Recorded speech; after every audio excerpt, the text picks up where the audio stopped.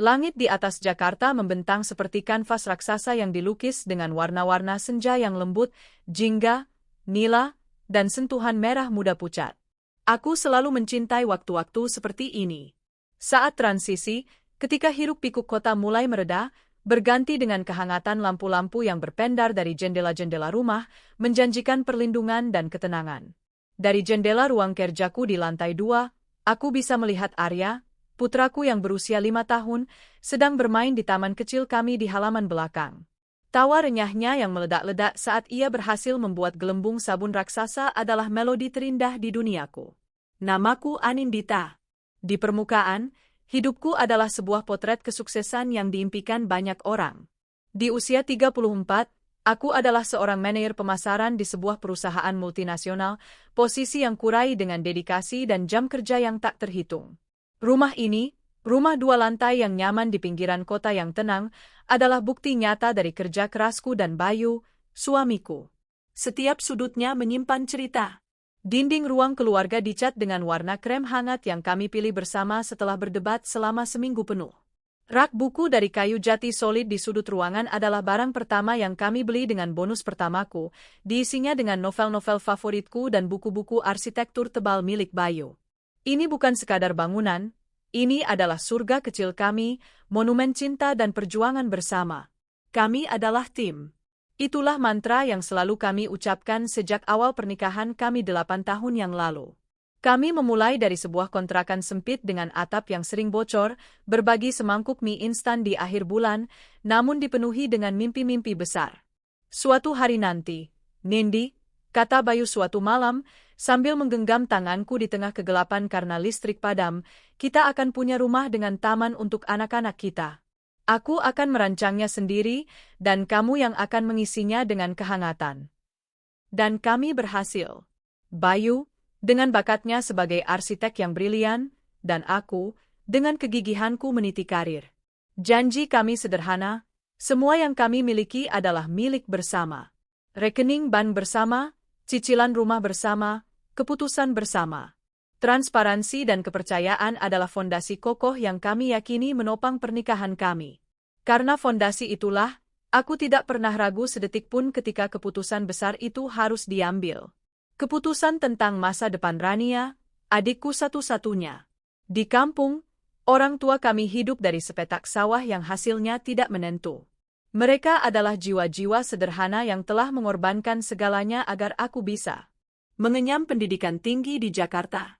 Mereka telah menanam benih, dan kini giliranku untuk memastikan pohon keluarga kami terus tumbuh.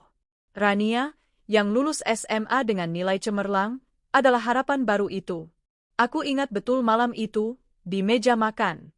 Aku mengutarakan niatku untuk membiayai kuliah Rania sepenuhnya di Jakarta, di salah satu universitas swasta terbaik. Orang tuaku di seberang telepon terdengar terharu sekaligus ragu, khawatir akan membebani kami. Bayu, yang duduk di hadapanku, tersenyum dengan senyumnya yang selalu bisa menenangkanku. Ia meraih tanganku di atas meja. Tentu saja kita akan melakukannya, sayang, katanya dengan suara mantap. Rania itu adikku juga. Pendidikan adalah investasi terbaik. Jangan khawatirkan soal biaya. Kita akan atur bersama. Ini untuk keluarga kita. Dukungan penuh darinya menghapus semua keraguanku. Hatiku membengkak oleh rasa syukur dan cinta. Betapa beruntungnya aku memiliki suami seperti Bayu. Dia tidak hanya mencintaiku, dia mencintai seluruh keluargaku. Maka dimulailah babak baru itu. Rania pindah ke Jakarta dengan mata berbinar-binar penuh harapan. Aku tidak ingin dia merasakan kesulitan yang pernah kurasakan dulu, harus menempuh perjalanan 2 jam setiap hari dari kos-kosan murah di pinggiran kota. Aku menggunakan sebagian tabunganku untuk menyewakan sebuah rumah kontrakan kecil yang bersih dan nyaman di dekat kampusnya. Aku tidak hanya membayar sewanya, aku mengisinya dengan cinta. Aku dan Bayu menghabiskan akhir pekan berburu perabotan bekas yang masih layak pakai, mengecat ulang dindingnya dengan warna biru langit yang ceria, dan memasang rak-rak buku untuknya. Biar aku saja yang pasang AC-nya, Nindi, kata Bayu suatu hari, menyeka keringat di dahinya. Kasihan Rania kalau kepanasan, nanti tidak bisa konsentrasi belajar. Biar aku yang antar galon air minum setiap minggu, tawarnya di lain waktu. Sekalian aku lewat sana pulang dari kantor. Aku melihat semua itu sebagai wujud kasih sayang seorang kakak ipar. Aku begitu tersentuh oleh perhatiannya. Bayu seringkali menjadi orang pertama yang dihubungi Rania jika ada masalah, entah itu laptopnya yang rusak atau tugas kuliahnya yang sulit.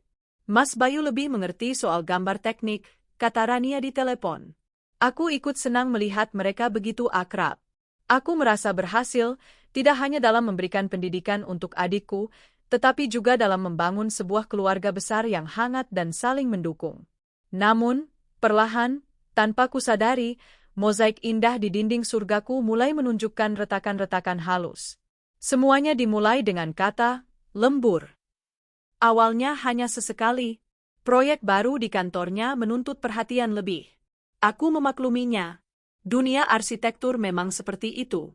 Aku akan menunggunya pulang, terkadang sampai lewat tengah malam, dengan makan malam yang sudah dingin namun tetap kusajikan dengan senyum. Tapi frekuensinya semakin meningkat.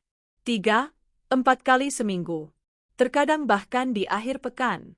Maaf ya, sayang, bisiknya suatu malam, mencium keningku saat aku sudah setengah tertidur. Ia berbau asap rokok dan kopi, aroma khas seorang pekerja keras. Kliennya banyak maunya. Revisi terus. Tapi bayarannya besar.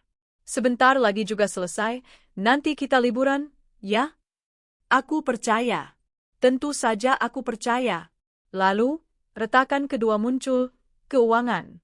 Biasanya, setiap awal bulan, kami akan duduk bersama, membuka laptop, dan mengalokasikan gaji kami berdua untuk semua kebutuhan, cicilan, tagihan, tabungan, investasi, dan uang belanja. Tapi dalam beberapa bulan terakhir, kontribusi Bayu mulai tersendat. Pembayaran dari klien diundur, Nindi, katanya dengan wajah menyesal. Biasa, birokrasi. Kamu talangi dulu, ya? Minggu depan pasti aku ganti. Minggu depan menjadi 2 minggu, lalu menjadi akhir bulan. Aku tidak pernah mempermasalahkannya. Gajiku lebih dari cukup untuk menutupi semuanya. Aku adalah istrinya, partnernya. Dalam suka dan duka, dalam lancar dan seret. Aku tidak ingin menambah bebannya dengan keluhan-keluhan sepele. Aku tidak sadar bahwa uang yang seharusnya menjadi semen untuk memperkokoh bangunan kami, ternyata dialirkan untuk membiayai pembangunan istana dosa di tempat lain. Perubahan pada Bayu pun mulai kurasakan, meski ku tepis jauh-jauh sebagai perasaanku saja. Dia menjadi lebih sering memegang ponselnya, tersenyum sendiri saat membaca pesan, dan buru-buru menyembunyikannya saat aku mendekat. Grup alumni, isinya orang-orang konyol, jawabnya enteng saat kutanya. Dia juga menjadi lebih mudah marah untuk hal-hal kecil. Pernah suatu kali aku lupa membelikan kopi favoritnya, dan dia membentakku, mengatakan aku tidak lagi perhatian padanya. Dia segera meminta maaf setelahnya, memelukku dan mengatakan bahwa dia hanya sedang stres karena pekerjaan. Aku memaafkannya, tentu saja. Yang paling aneh adalah interaksinya dengan Rania. Perhatiannya terasa berlebihan. Saat kami sesekali makan malam bertiga, matanya seolah tak pernah lepas dari adikku. Pujiannya mengalir deras. Kamu makin pintar saja, Ran. Cepat sekali belajarnya, atau baju ini bagus sekali di badanmu, cocok. Aku sempat merasa sedikit cemburu, perasaan konyol yang langsung kuhapus. Tentu saja dia bangga pada adik iparnya. Aku pun begitu. Suatu sore, aku mampir ke kontrakan Rania untuk mengantarkan kue buatanku. Aku menemukan sebuah kemeja pria tersampir di sandaran kursi. Kemeja yang model dan warnanya sangat mirip dengan milik Bayu. Oh, ini, kata Rania, wajahnya sedikit memerah saat melihat arah pandanganku. Punya teman sekelompokku, Kak. Tadi kami kerja tugas sampai malam, dia kehujanan, jadi aku pinjamkan kaos kering. Kemejanya ketinggalan. Penjelasannya terdengar masuk akal. Aku mengangguk dan tidak bertanya lebih jauh. Mengapa aku harus curiga? Dia adalah darah dagingku. Dinding kepercayaanku padanya begitu tinggi dan tebal, tak terpikirkan olehku bahwa di balik dinding itu, pengkhianatan terbesar sedang bersemayam. Puncak dari semua kebohongan itu dirancang dengan sangat sempurna, sebuah mahakarya penipuan. Sekitar sebulan yang lalu, Bayu pulang dengan wajah berseri-seri. Dia membawa kabar gembira. Perusahaannya memenangkan tender sebuah proyek besar di Surabaya, pembangunan sebuah resor mewah. Dan dia ditunjuk sebagai kepala arsiteknya.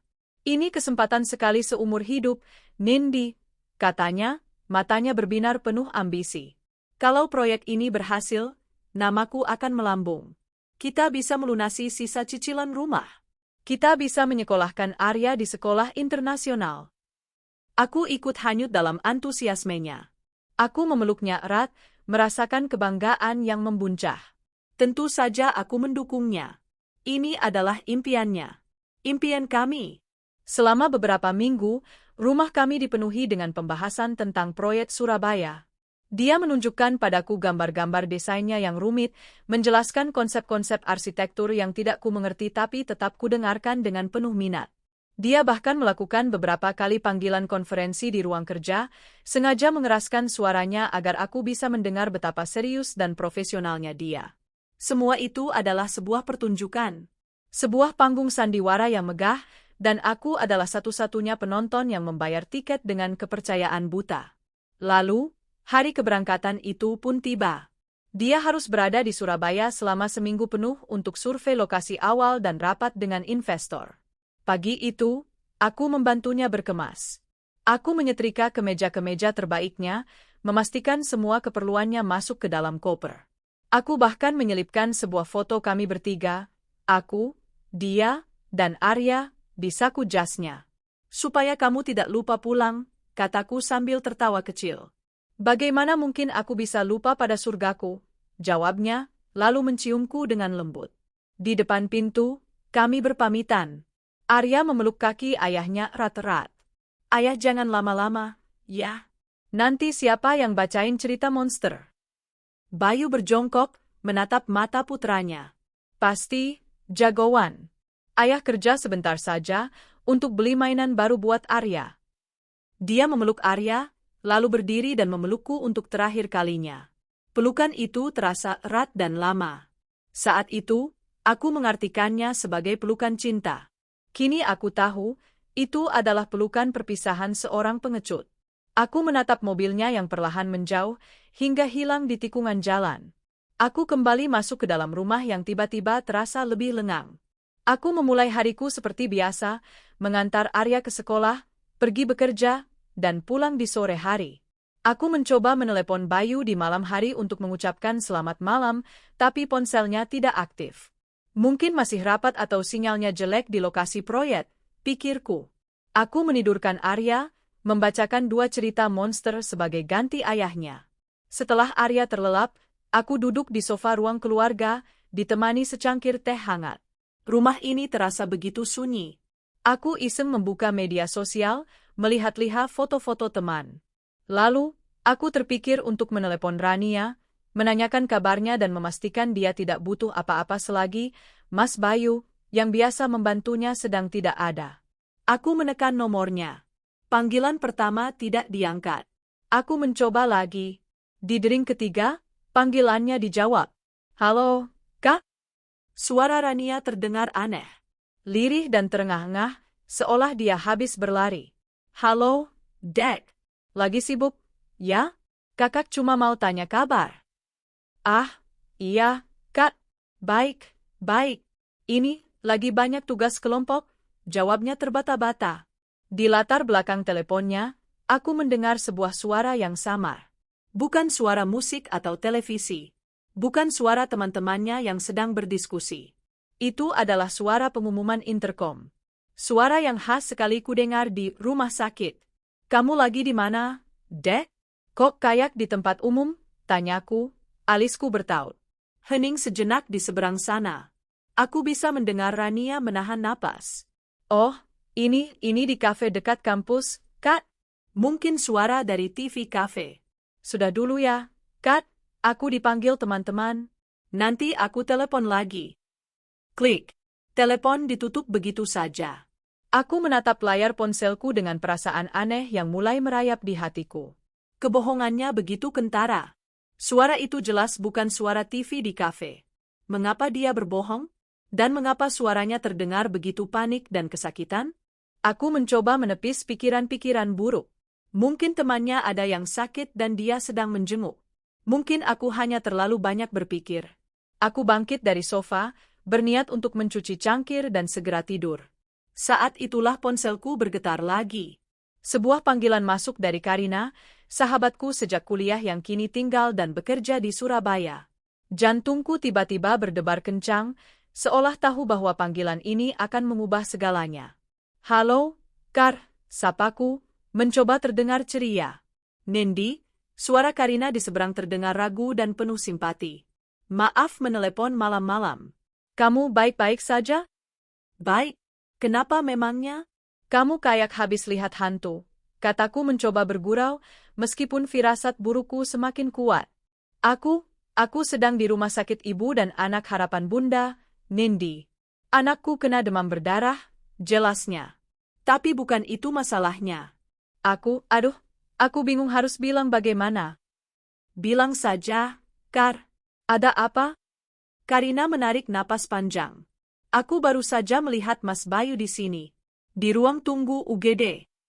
Aku sempat merasa lega." "Oh, syukurlah kalau begitu. Dia memang di Surabaya. Mungkin dia sedang menjenguk kolega atau saudaranya yang sakit.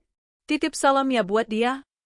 "Bukan, Nendi," potong Karina cepat, suaranya terdengar serius. "Dia tidak menjenguk siapa-siapa. Dia sedang mengurus seorang wanita muda yang mau melahirkan. Wanita itu kesakitan luar biasa, dan Mas Bayu terlihat sangat panik.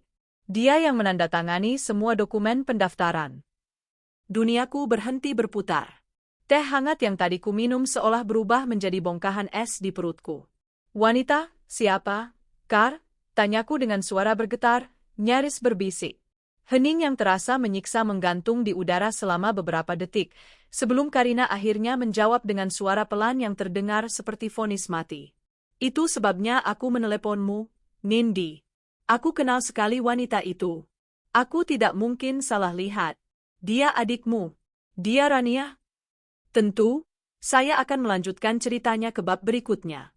Berikut adalah bab 2 yang disajikan dengan detail dan kedalaman emosi yang diperluas.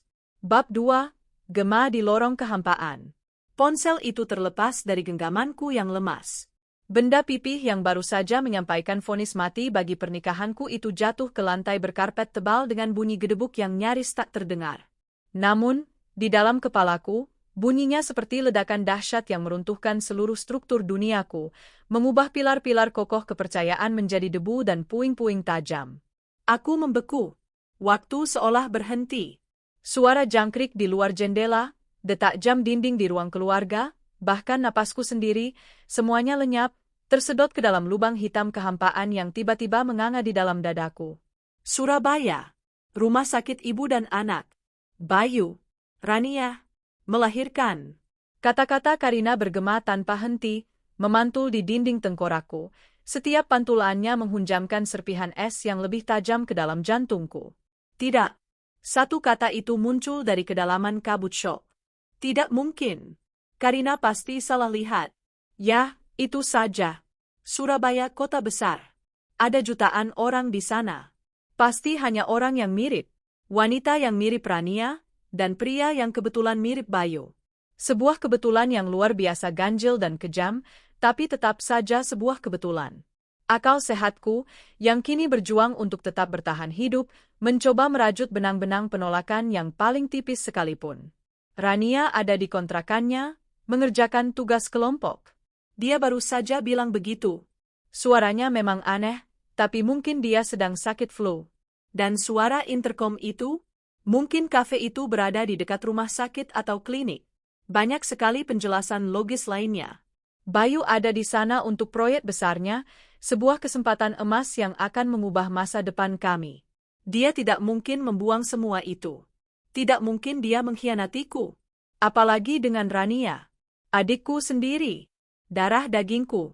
Itu adalah skenario yang terlalu absurd, terlalu mengerikan untuk menjadi kenyataan. Itu adalah plot dari sinetron murahan, bukan bagian dari hidupku yang telah kutata dengan sangat hati-hati. Dengan tangan gemetar, aku memungut ponselku. Aku harus memastikan. Aku harus membuktikan bahwa Karina salah, bahwa firasat buruk ini hanyalah monster ciptaan imajinasiku yang lelah. Jemariku yang dingin dan kaku sulit sekali menekan layar. Pertama, aku mencoba menelepon Bayu. Panggilan itu langsung dialihkan ke pesan suara. Ponsel yang Anda tuju sedang tidak aktif atau berada di luar jangkauan. Tentu saja. Dia pasti sedang di lokasi proyek di pelosok, tempat sinyal sulit didapat. Aku mencoba meyakinkan diriku sendiri. Lalu, aku mencoba menelepon Rania. Hasilnya sama. Pesan suara. Jantungku yang tadinya berdebar kencang kini terasa seperti diremas. Mengapa mereka berdua tidak bisa dihubungi di saat yang bersamaan? Kebetulan? Dan saat itulah, dinding penolakanku mulai retak. Potongan-potongan puzzle yang selama ini berserakan di sudut-sudut pikiranku, yang kuabaikan dan kuanggap tidak penting, tiba-tiba mulai bergerak sendiri, terbang dan menyusun diri membentuk sebuah gambar yang mengerikan dan tak terbantahkan. Lembur. Malam-malam panjang saat aku menunggunya pulang, menyiapkan air hangat untuk kakinya yang lelah. Lelah karena apa? Bekerja di depan laptop, atau bekerja di atas ranjang di kontrakan adikku? Aroma samar parfum wanita yang kadang menempel di kemejanya saat ia pulang, yang selalu ia jelaskan sebagai aroma dari klien wanitanya. Apakah klien itu adalah adikku sendiri? Uang. Keterlambatan transfer yang selalu ia jelaskan dengan alasan pembayaran klien yang macet. Apakah uang itu dialihkan untuk membiayai kehamilan rahasianya? Untuk membeli susu ibu hamil, untuk biaya periksa ke dokter kandungan, untuk semua kebutuhan wanita yang sedang mengandung anaknya? Anak haram mereka? Kemeja pria di kontrakan Rania. Penjelasan Rania yang terdengar gugup tentang teman kelompoknya yang kehujanan. Aku ingat sekarang, kemeja itu adalah salah satu kemeja kerja Bayu yang warnanya sedikit pudar di bagian kerah, kemeja yang sudah kusarankan untuk dibuang tapi masih sering ia pakai karena katanya bahannya nyaman. Telepon terakhirku dengan Rania. Suaranya yang terengah-engah. Aku bodoh sekali mengira itu karena tugas kuliah. Tentu saja dia terengah-engah. Perutnya pasti sudah sangat besar saat itu. Dia sedang membawa beban berat di dalam rahimnya, beban dari aib dan pengkhianatan. Setiap kepingan memori itu kini menyatu dengan sempurna. Perhatian Bayu yang berlebihan. Tatapan-tatapan curi di antara mereka berdua saat kami makan bersama, yang kuartikan sebagai keakraban keluarga. Pujian-pujiannya. Semuanya adalah bagian dari sandiwara besar mereka.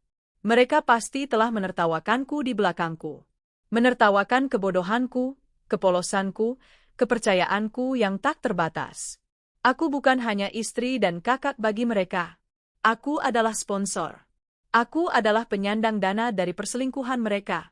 Aku membiayai sewa sarang tempat mereka berzina. Aku memberikan uang saku pada wanita yang tidur dengan suamiku. Rasa mual yang hebat naik dari perutku ke kerongkongan. Aku berlari ke kamar mandi, berlutut di depan toilet dan memuntahkan isi perutku hingga kosong. Tapi rasa pahit di mulutku tidak hilang. Itu adalah rasa pengkhianatan. Tubuhku gemetar hebat. Aku memeluk diriku sendiri, mencoba menahan guncangan yang datang dari dalam, tapi sia-sia. Isak tangis pertama akhirnya lolos dari bibirku. Bukan tangisan yang keras, melainkan rintihan pelan penuh kesakitan, seperti suara seekor hewan yang terluka parah. Sakit. Rasa sakitnya begitu fisik, begitu nyata. Rasanya seperti ada tangan tak terlihat yang masuk ke dalam dadaku, merenggut jantungku, dan meremasnya hingga hancur. Ini lebih dari sekadar patah hati karena suami yang berselingkuh. Jika Bayu berselingkuh dengan wanita lain, wanita asing, mungkin rasa sakitnya akan berbeda. Ini akan menjadi luka yang dalam, tapi luka yang jelas batasannya. Tapi ini Rania. Adikku. Raniaku. Gadis kecil yang dulu sering kugendong di punggungku saat pulang sekolah. Gadis yang kutemani begadang saat ia belajar untuk ujian masuk SMA.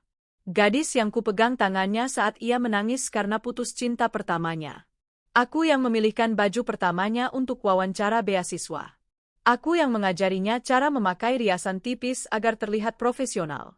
Aku telah menginvestasikan bukan hanya uangku, tapi juga cintaku, harapanku, dan mimpiku padanya. Dan dia membalasnya dengan menusukkan belati paling berkarat dan paling berbisa tepat di jantungku. Rasa sakit itu perlahan mulai diselimuti oleh amarah. Amarah yang begitu panas dan membara hingga air mataku mengering.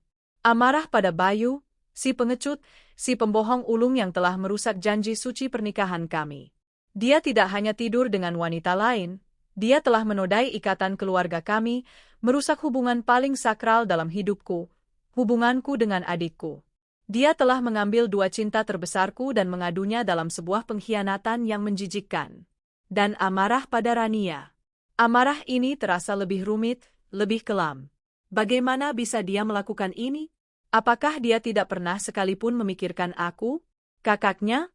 Apakah semua kebaikan dan pengorbananku tidak ada artinya sama sekali baginya? Apakah pesona suami orang, suami kakaknya sendiri, begitu membutakannya hingga ia rela menginjak-injak segalanya? Aku merasa seperti seorang ibu yang dikhianati oleh anak yang telah ia lahirkan dan besarkan. Aku bangkit dari lantai kamar mandi. Langkahku gontai. Aku berjalan menyusuri lorong yang gelap menuju kamar Arya. Aku membuka pintunya pelan-pelan. Di bawah cahaya lampu tidur yang temaram, aku melihat putraku tertidur lelap, bibirnya sedikit terbuka, napasnya teratur. Wajahnya adalah perpaduan sempurna antara wajahku dan wajah pengkhianat itu. Aku duduk di tepi tempat tidurnya, mengamati wajahnya yang damai dan tak berdosa. Disinilah pusat duniaku. Disinilah alasanku untuk hidup. Saat aku menatapnya, badai di dalam diriku mulai sedikit mereda, amarah dan rasa sakit yang kacau itu mulai menemukan fokusnya. Ini bukan lagi tentang aku dan hatiku yang hancur. Ini tentang anak ini. Anak yang ayahnya sedang berada di kota lain, menyambut kelahiran anaknya dari rahim tantenya sendiri. Bagaimana aku akan menjelaskan ini padanya suatu hari nanti? Bagaimana aku akan melindungi hatinya yang murni dari racun perbuatan ayahnya? Saat itulah, sebuah kekuatan baru mulai tumbuh dari puing-puing hatiku. Kekuatan seorang ibu. Aku tidak bisa hancur. Aku tidak boleh hancur. Jika aku runtuh, siapa yang akan menjadi pilar untuk anak ini? Rasa sakit pribadiku kini terasa sekunder. Yang utama adalah melindungi Arya. Melindunginya dari kebohongan, dari aib, dari keluarga yang telah rusak ini.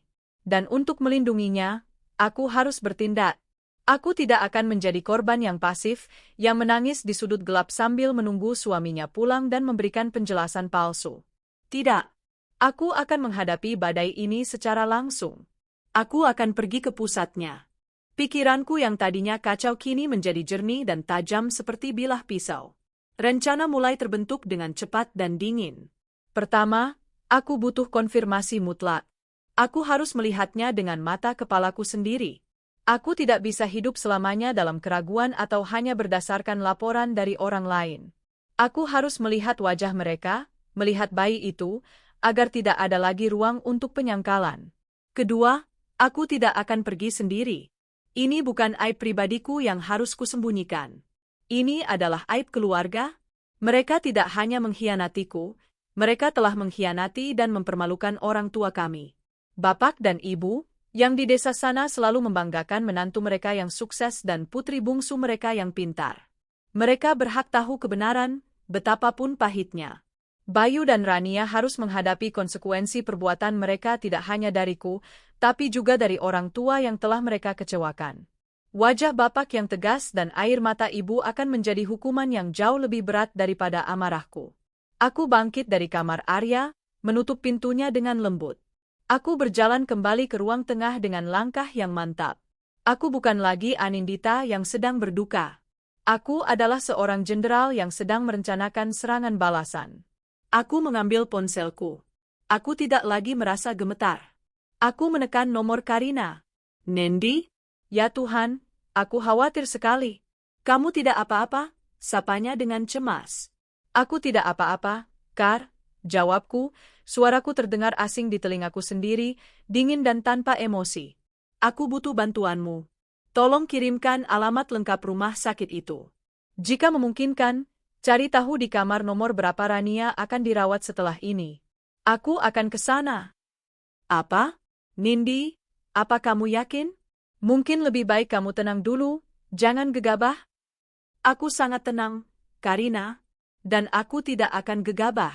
Aku hanya akan melakukan apa yang harus kulakukan. Tolong bantu aku, kataku dengan nada yang tidak menerima bantahan. Setelah Karina setuju dan menutup telepon, aku langsung membuka aplikasi pemesanan tiket. 3 tiket kereta api kelas eksekutif untuk keberangkatan paling pagi menuju Surabaya. 1 untukku. 2 lagi untuk orang tuaku, yang akan kujemput dalam perjalananku. Lalu, aku berkemas. Bukan lagi sebagai istri yang menyiapkan keperluan suami, tapi sebagai seorang prajurit yang menyiapkan amunisinya. Aku memasukkan beberapa set pakaian untukku dan Arya. Lalu aku membuka brankas kecil di dalam lemari. Aku mengeluarkan semua dokumen penting, buku nikah kami, akta kelahiran Arya, sertifikat rumah, BPKB mobil, dan buku-buku tabungan. Semuanya kumasukkan ke dalam tas. Perang ini mungkin akan berakhir di pengadilan, dan aku harus siap. Terakhir, aku melakukan panggilan telepon tersulit. Aku menekan nomor telepon rumah di kampung. Ibu yang mengangkatnya di dering kedua. Assalamualaikum, Enduk. Tumben menelepon selarut ini, sapa suara ibu yang hangat. Aku menelan ludah, mencoba menjaga suaraku agar tetap stabil. Waalaikumsalam, Bu. Maaf mengganggu. Bapak ada? Ada, ini di sebelah. Kenapa, Nak? Suaramu kok lain? Ibu, Bapak, dengarkan aku baik-baik, kataku pelan namun tegas. Besok pagi sekali, sekitar jam 5, aku akan sampai di sana untuk menjemput ibu dan bapak. Tolong siapkan pakaian untuk 2 hari. Kita harus segera pergi ke Surabaya. Terdengar kebingungan di suara ibu. Surabaya? Ada acara apa mendadak begini? Menjenguk Rania? Atau ada urusan pekerjaan Bayu? Menyebut nama mereka terasa seperti menelan pecahan kaca. Ini tentang Rania. Dan tentang Bayu, jawabku. Ada masalah keluarga yang sangat serius dan mendesak. Aku tidak bisa menjelaskannya di telepon. Aku mohon, percaya padaku. Ibu dan bapak harus ikut. Dari nada bicaraku yang tidak biasa, ibu dan bapak pasti merasakan ada sesuatu yang sangat gawat. Setelah hening beberapa saat, suara bapak mengambil alih. Baiklah, Nindi, kami akan siap. Hati-hati di jalan. Setelah telepon ditutup, aku berdiri di tengah ruang keluarga yang sunyi. Rumah ini, surgaku, kini terasa seperti sebuah makam yang dingin. Gema dari semua kebohongan seolah memantul di setiap dinding. Tapi aku tidak lagi merasa takut atau hancur. Kehampaan di dalam diriku telah terisi penuh oleh sebuah tujuan yang membara. Besok, saat fajar menyingsing, aku akan memulai perjalananku. Perjalanan untuk menjemput kebenaran yang pahit dan untuk memastikan para pengkhianat itu tahu bahwa neraka di dunia itu ada. Dan aku sendiri yang akan membukakan gerbangnya untuk mereka. Tentu, mari kita lanjutkan ke babak selanjutnya dari kisah ini. Berikut adalah bab 3, yang akan membawa kita ke puncak konfrontasi. Bab 3, panggung penghakiman di ruang bersalin. Jalanan aspal yang membelah persawahan menuju rumah orang tuaku belum pernah terasa sepanjang ini. Kegelapan pekat sebelum fajar menyelimuti segalanya, hanya menyisakan sorot lampu mobilku yang menembus kabut tipis khas pedesaan. Dunia di luar sana masih terlelap, damai dalam ketidaktahuannya. Sebuah kedamaian yang terasa seperti ejekan bagi badai yang mengamuk tanpa henti di dalam diriku. Setiap tikungan di jalan ini adalah sebuah penanda memori. Di tikungan dekat pohon beringin besar itu, Bayu pernah berhenti mendadak untuk membelikanku jagung bakar saat kami pulang saat libur lebaran 3 tahun lalu. Di jembatan kecil di atas sungai, kami pernah berhenti untuk membiarkan Arya melihat kerbau-kerbau yang sedang mandi. Dulu, perjalanan ini selalu dipenuhi tawa dan antisipasi akan masakan lezat ibu. Kini, perjalanan ini terasa seperti prosesi pemakaman. Aku sedang membawa berita kematian, kematian sebuah pernikahan, kematian sebuah ikatan persaudaraan, dan kematian kepercayaan orang tuaku. Pikiranku bekerja seperti mesin yang dingin. Emosi yang meluap-luap beberapa jam yang lalu telah membeku menjadi balok es ketetapan hati. Tidak ada lagi air mata, tidak ada lagi keraguan. Yang ada hanyalah serangkaian langkah yang harus dieksekusi. Langkah pertama adalah menghadapi orang tuaku, bagian tersulit dari semuanya. Bagaimana cara menyajikan racun kebenaran kepada 2 jiwa paling tulus yang kukenal, tanpa ikut membunuh mereka perlahan-lahan? Saat mobilku berbelok memasuki halaman berkerikil, lampu mobilku menyorot teras rumah panggung kayu kami. Di sana, di bawah cahaya lampu bohlam 5 watt yang kekuningan, Dua sosok yang paling kuhormati di dunia sudah duduk menunggu. Bapak, dengan sarung melilit pinggangnya, dan ibu, terbalut mukena setelah salat subuh. Wajah mereka yang dipenuhi guratan usia tampak tegang oleh kecemasan. Dunia mereka yang sederhana dan lurus akan segera dijungkirbalikkan. Aku mematikan mesin mobil. Keheningan yang tercipta terasa memekakkan. Selama beberapa detik, aku hanya duduk di dalam mobil, mengumpulkan kekuatan terakhirku. Lalu, aku membuka pintu dan melangkah keluar. Udara pagi yang sejuk dan bersih, beraroma tanah basah dan bunga kopi, terasa kontras dengan kekotoran yang akan segera kubawa masuk ke dalam rumah ini. Ibu langsung bangkit dan menghambur memelukku. Pelukannya masih sama hangatnya, namun kini terasa rapuh. Nindi, ono opo, enduk? Ada apa, nak? Wajahmu pucat sekali. Kamu baik-baik saja? Bayu mana? Arya mana? Rentetan pertanyaannya menunjukkan kepanikan yang coba ia sembunyikan. Aku baik-baik saja, Bu. Arya tidur di mobil, aku tidak mau membangunkannya, jawabku lirih, membalas pelukannya. Aku menatap bapak yang berdiri di belakang ibu. Wajahnya yang biasanya tenang kini dipenuhi tanda tanya besar. Masuk dulu. Kita bicara di dalam, kata bapak dengan suaranya yang dalam dan berwibawa. Di dalam ruang tamu yang selalu terasa damai, suasana pagi itu terasa menyesakkan. Foto-foto di dinding seolah menatapku dengan penuh tuduhan. Foto wisudaku, diapit oleh bapak dan ibu yang tersenyum bangga. Foto pernikahanku dengan Bayu, senyum palsunya kini terlihat begitu jelas. Dan yang paling menyakitkan, foto Rania dalam seragam SMA-nya, tersenyum polos penuh harapan, terpajang di sebelah fotoku. Simbol-simbol kebahagiaan dan kebanggaan keluarga yang sebentar lagi akan hancur berkeping-keping. Aku meminta mereka duduk. Aku berlutut di hadapan mereka, sebuah gestur yang biasa kulakukan saat meminta restu. Tapi kali ini, aku datang untuk menyampaikan kutukan. Bapak, Ibu, aku memulai, suaraku kuusahakan agar tidak bergetar. Maafkan Anin harus membawa kabar buruk sepagi ini. Maafkan Anin karena apa yang akan Anin katakan akan sangat menyakiti hati Bapak dan Ibu. Ibu menggenggam tanganku erat. Bicara saja, enduk, jangan membuat kami takut. Aku menarik napas panjang. Ini tentang Mas Bayu dan Rania. Aku menceritakan semuanya. Aku memulainya dari kebohongan Bayu tentang proyek dinas di Surabaya. Lalu aku menyampaikan isi percakapanku dengan Karina. Aku menyajikannya sebagai fakta, satu persatu, tanpa hiasan emosi. Aku menceritakan bahwa saat ini, detik ini juga, Bayu sedang berada di rumah sakit ibu dan anak di Surabaya, menemani Rania yang sedang dalam proses melahirkan anak mereka. Keheningan yang mengikuti kata-kata terakhirku lebih mengerikan daripada teriakan manapun. Wajah ibu yang tadinya cemas berubah menjadi kosong karena syok. Ia menggelengkan kepalanya perlahan, bibirnya bergerak tanpa suara. Tidak, bisik ibu akhirnya, suaranya bergetar. Enggak mungkin. Kamu pasti salah paham, Nindi. Karina temanmu itu pasti salah lihat. Rania anak baik.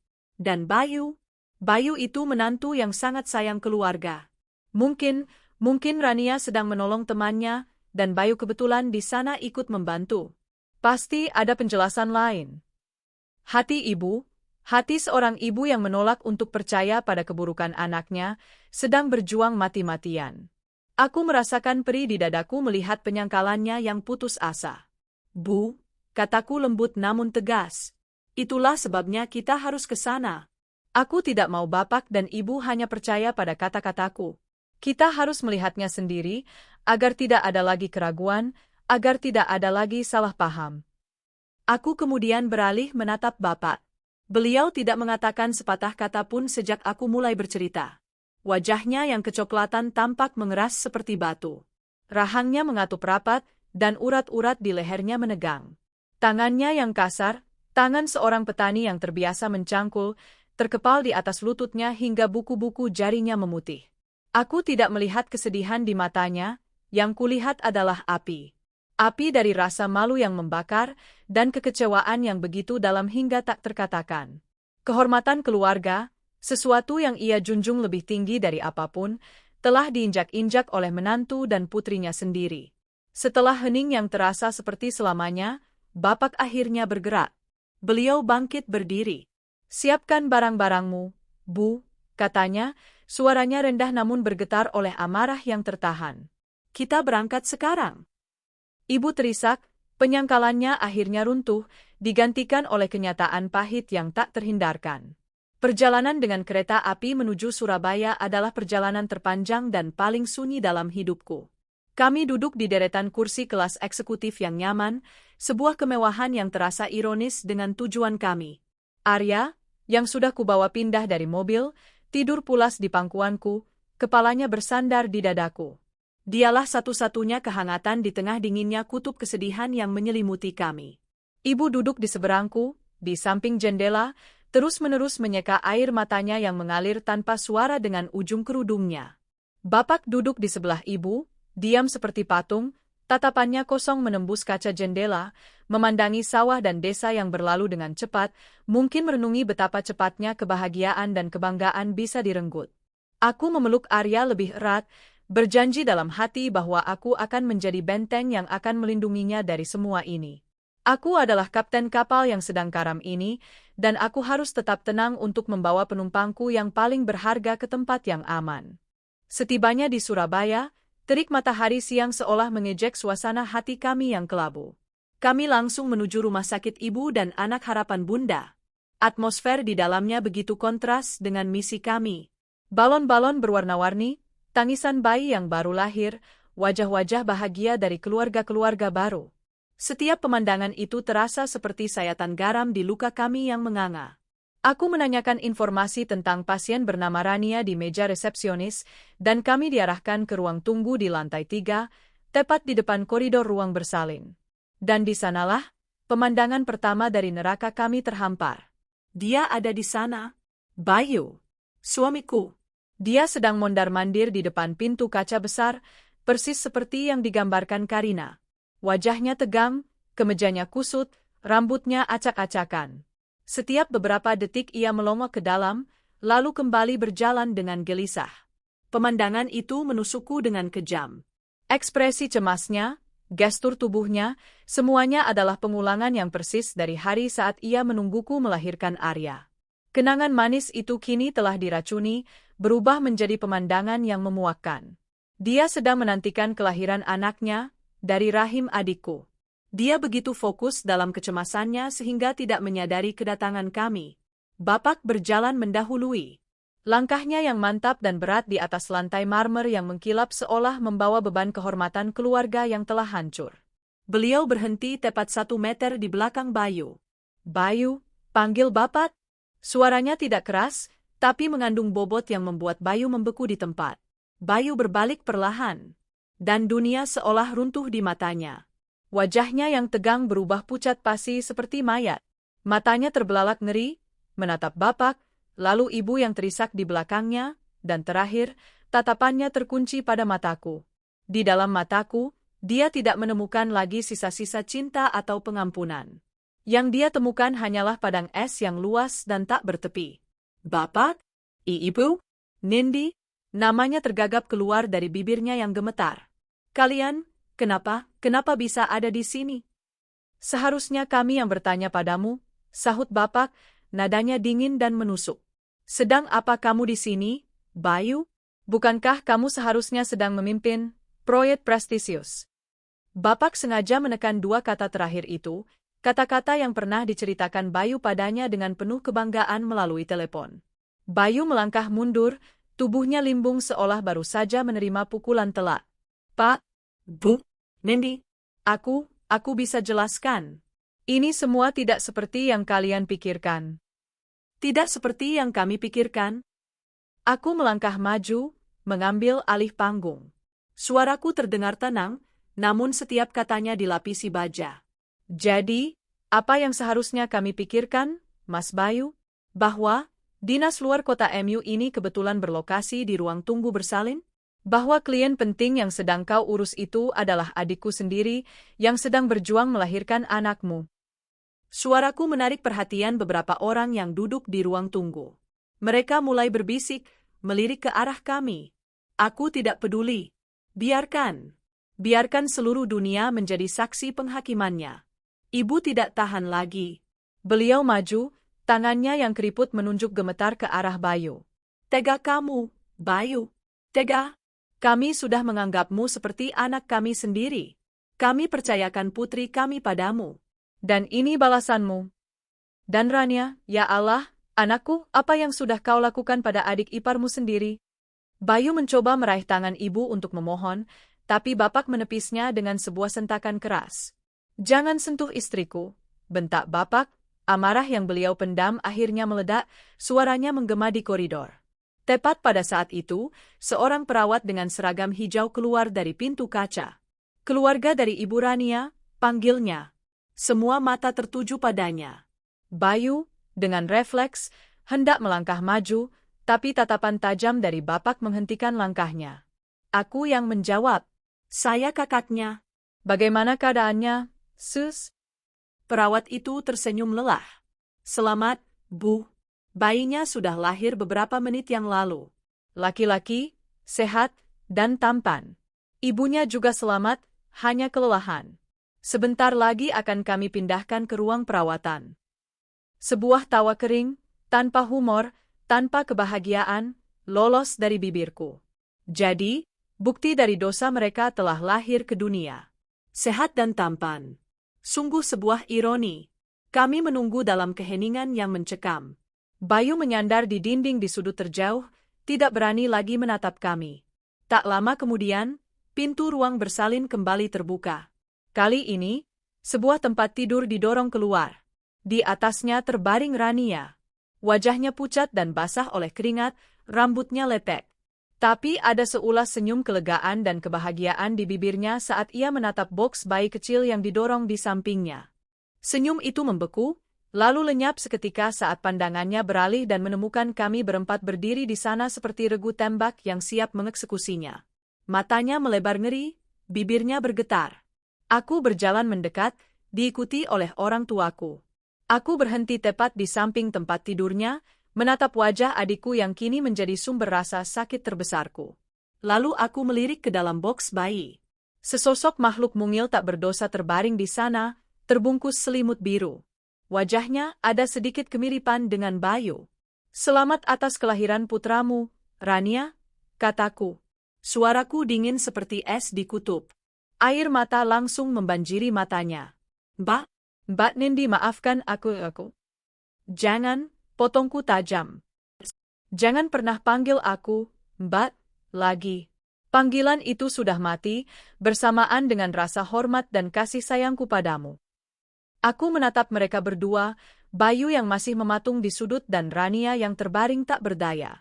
Kalian telah menciptakan drama ini. Sekarang, dengarkan babak terakhirnya. Aku menatap lurus ke mata Bayu. Pernikahan kita selesai.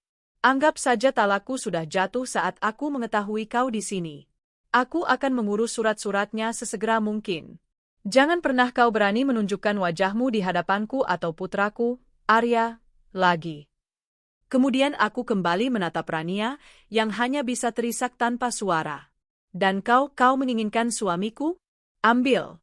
Aku ikhlaskan dia untukmu. Ambil semua sisa-sisaku. Kalian sudah terlanjur berbuat dosa besar, menghasilkan anak ini di luar nikah. Daripada kalian terus berlumur dosa, menikahlah. Beri anak itu nama belakang ayahnya yang sah. Aku sengaja mengeraskan suaraku di kalimat terakhir, membiarkan semua orang di sana mendengarnya. Wajah Bayu dan Rania merah padam karena malu yang luar biasa. Ayo, Pak, Bu, kataku sambil berbalik dan menggandeng tangan mereka. Tugas kita di sini sudah selesai. Tidak ada lagi yang perlu dilihat. Aku menuntun kedua orang tuaku yang hancur itu menjauh. Nindi, tunggu, tolong dengarkan aku. Suara Bayu yang putus asa memanggil dari belakang. Aku berhenti sejenak, punggungku masih menghadapnya. Tidak ada lagi yang perlu didengarkan, Bayu, kataku tanpa menoleh. Semuanya sudah sangat jelas. Aku terus berjalan, tidak pernah menoleh ke belakang. Aku meninggalkan mereka di panggung penghakiman mereka sendiri, di tengah-tengah bisikan orang banyak, bersama bayi mereka yang baru lahir dan reruntuhan hidup yang mereka ciptakan. Aku berjalan keluar dari rumah sakit itu, melangkah dari kegelapan pengkhianatan menuju cahaya kebebasan yang menyakitkan. Perjalanan kereta api kembali ke Jakarta terasa jauh lebih menyiksa daripada perjalanan berangkat. Jika sebelumnya kami diselimuti oleh ketegangan antisipasi, kini kami terperangkap dalam kubah keheningan yang tebal dan berat. Kebenaran yang kami saksikan di rumah sakit itu tidak memberikan kelegaan, melainkan meninggalkan sebuah lubang menganga yang hampa di dalam diri kami masing-masing. Ibu tidak lagi terisak-isak. Air matanya seolah telah terkuras habis, menyisakan tatapan kosong yang terpaku pada pemandangan di luar jendela, namun aku tahu ia tidak melihat apa-apa. Ia tenggelam dalam lautan kesedihan seorang ibu yang harus menerima kenyataan bahwa satu putrinya telah menjadi korban dan putrinya yang lain telah menjadi pelaku. Sesekali bahunya bergetar, sebuah gempa susulan dari guncangan hebat yang telah menghancurkan hatinya. Bapak duduk membisu di sebelahnya, punggungnya tegak lurus, namun sorot matanya menunjukkan kelelahan yang luar biasa. Beliau tampak menua 10 tahun dalam satu malam. Api amarah di matanya telah padam, digantikan oleh bara kesedihan dan rasa malu yang dingin. Aku tahu apa yang ada di pikirannya. Sebagai kepala keluarga, sebagai seorang ayah, ia merasa telah gagal. Gagal melindungi putrinya, gagal mendidik putrinya yang lain. Kehormatan, yang baginya adalah pusaka tak ternilai, kini terasa seperti kain compang-camping. Di tengah kehancuran mereka, aku menemukan peran baruku. Aku menekan kesedihanku sendiri ke dasar jurang yang paling dalam. Saat ini, aku tidak boleh lemah. Aku adalah satu-satunya pilar yang tersisa untuk menopang mereka. Aku memastikan Arya, yang sama sekali tidak menyadari tragedi yang sedang berlangsung, tetap nyaman dan terhibur dengan buku-buku ceritanya. Aku memesan makanan dan dengan lembut membujuk bapak dan ibu untuk makan, meskipun hanya beberapa suap. Di tengah perjalanan, aku meraih tangan bapak yang terasa dingin. Beliau menoleh padaku, matanya yang biasanya tegas kini terlihat rapuh. Ini bukan salah bapak atau ibu, bisikku pelan namun mantap. Bapak dan ibu sudah menjadi orang tua terbaik. Kita tidak bisa mengontrol pilihan yang dibuat oleh orang dewasa. Rania dan Mas Bayu, mereka yang memilih jalan ini. Bukan kita. Bapak tidak menjawab, hanya menggenggam tanganku lebih erat. Sebuah pengakuan tanpa kata bahwa ia mengerti, meskipun hatinya masih terlalu sakit untuk menerimanya. Saat kereta melambat memasuki stasiun Gambir, aku menatap cincin kawin yang melingkar di jari manisku. Emas putih polos dengan ukiran tanggal pernikahan kami di bagian dalamnya. Benda yang dulu kusentuh dengan penuh cinta dan kebanggaan, kini terasa seperti belenggu dingin yang membakar kulitku. Dengan gerakan perlahan dan mantap, aku menariknya lepas. Cincin itu terasa berat di telapak tanganku, berat oleh beban janji-janji yang telah dilanggar dan mimpi-mimpi yang telah mati. Aku tidak melemparkannya. Aku hanya memasukkannya ke dalam kompartemen resleting di dalam tasku, menguburnya di dalam kegelapan. Pernikahan ini sudah berakhir. Kembali menginjakkan kaki di dalam rumahku terasa seperti memasuki sebuah TKP. Udara di dalamnya terasa pengap oleh kebohongan. Setiap benda, setiap sudut, seolah berteriak mengolok-olok kebodohanku. Sofa tempat kami biasa menonton film bersama, tempat ia merangkulku sambil otaknya mungkin merencanakan pertemuan rahasianya. Meja makan tempat ia dengan fasih bercerita tentang kemajuan proyeknya. Bahkan cangkir kopi favoritnya yang masih tertinggal di wastafel seolah mengejekku. Rumah yang tadinya adalah surga perlindunganku, kini terasa seperti penjara kenangan yang menyakitkan. Malam itu, setelah orang tuaku dan Arya tertidur lelap karena kelelahan, aku memulai prosesi pembersihan. Aku tidak bisa tidur. Aku tidak bisa beristirahat sebelum semua jejak pengkhianat itu lenyap dari istanaku. Aku memulai misiku dengan sebuah tekad yang dingin, sebuah kemarahan yang membeku yang memberiku kekuatan luar biasa. Aku membuka lemari pakaian kami di kamar tidur.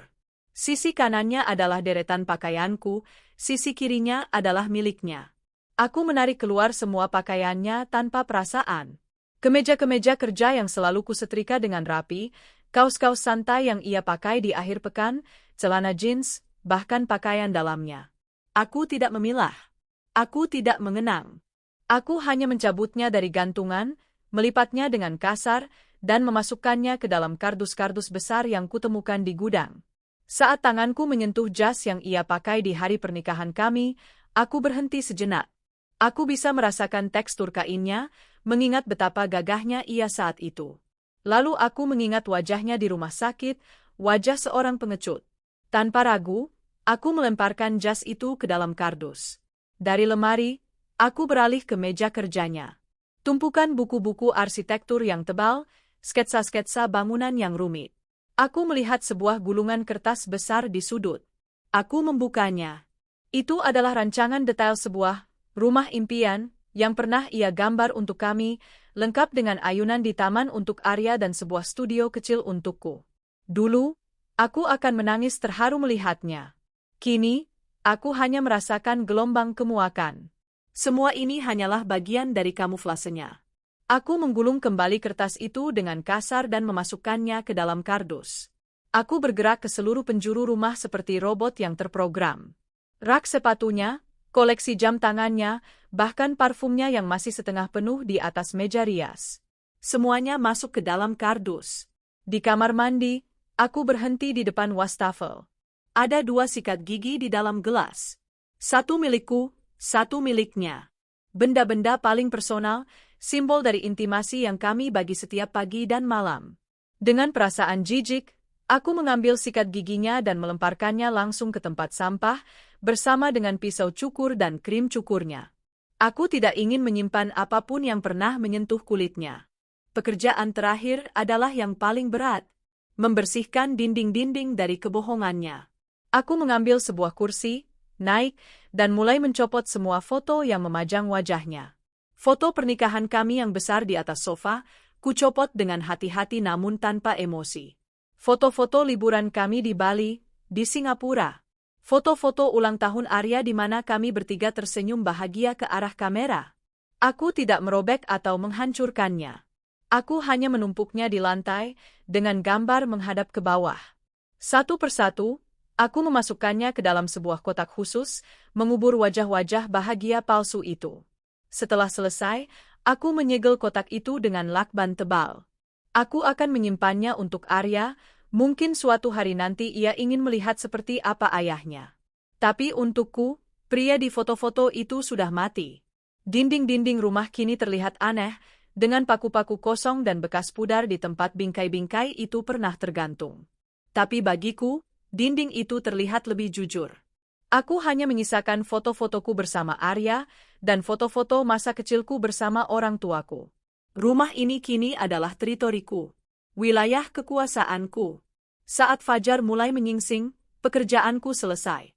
3 kardus besar dan 2 koper berisi seluruh jejak fisik Bayu di rumah ini tertumpuk rapi di dekat pintu depan. Aku tidak merasa lelah. Aku merasa bersih. Pagi itu juga, setelah mengantar orang tuaku ke stasiun untuk kembali ke desa dengan janji aku akan segera menyelesaikan semuanya, aku menelepon pengacara yang direkomendasikan temanku. Siang harinya, aku sudah duduk di kantornya yang sejuk dan profesional. Ibu Retno, sang pengacara, adalah seorang wanita berusia 50-an dengan tatapan tajam dan sikap yang menenangkan. Beliau mendengarkan ceritaku tanpa menyela. Aku menceritakan semuanya dengan kronologis yang runtut, menyajikan fakta-fakta tanpa tangisan atau drama. Aku menceritakan tentang perselingkuhan itu, tentang kebohongan, dinas luar kota, dan tentang bukti paling tak terbantahkan, seorang anak yang telah lahir di Surabaya. Ini kasus yang sangat kuat, Bu Anindita, kata Ibu Retno setelah aku selesai. Dengan bukti perzinahan yang menghasilkan anak, posisi tawar Anda sangat tinggi. Apa saja yang ingin Anda tuntut? Saya ingin proses ini secepat mungkin, jawabku mantap. Tuntutan saya sederhana. Pertama, hak asuh penuh atas putra saya, Arya. Saya tidak akan mengizinkan pengaruh buruk dari ayahnya merusak masa depan anak saya. Kedua, rumah dan mobil harus jatuh sepenuhnya ke tangan saya. Saya punya semua bukti transaksi dan slip gaji yang menunjukkan bahwa sebagian besar cicilan dibayar dari penghasilan Ketiga, aku berhenti sejenak, menatap mata Ibu Retno. Saya tidak menuntut nafkah atau uang tunai sepeser pun darinya. Saya tidak mau uang haramnya menodai hidup saya dan anak saya. Tujuan saya bukan uang. Tujuan saya adalah kebebasan. Saya ingin memutuskan hubungan dengan dia sepenuhnya, Sebersih mungkin. Ibu Retno mengangguk, tampak terkesan dengan ketegasanku. Saya mengerti. Kita akan segera menyusun gugatannya. Seperti yang sudah kuduga, teror dari Bayu dimulai hari itu juga. Ponselku yang lama, yang belum sempat kuganti, terus-menerus bergetar. Lusinan panggilan tak terjawab. Rentetan pesan WhatsApp yang panjangnya seperti novel. Nindi, aku mohon angkat teleponnya. Aku tahu aku salah. Aku hilaf. Aku tidak tahu apa yang ada di pikiranku. Ini semua salahku, aku mengakuinya. Tapi Rania juga dia kesepian, Nindi. Aku hanya mencoba menjadi kakak ipar yang baik pada awalnya, tapi semuanya jadi kebablasan. Tolong jangan lakukan ini. Pikirkan Arya, Nindi. Apa kau tega membuatnya tumbuh tanpa ayah? Dia butuh aku. Pesan terakhir itu membuat darahku mendidih.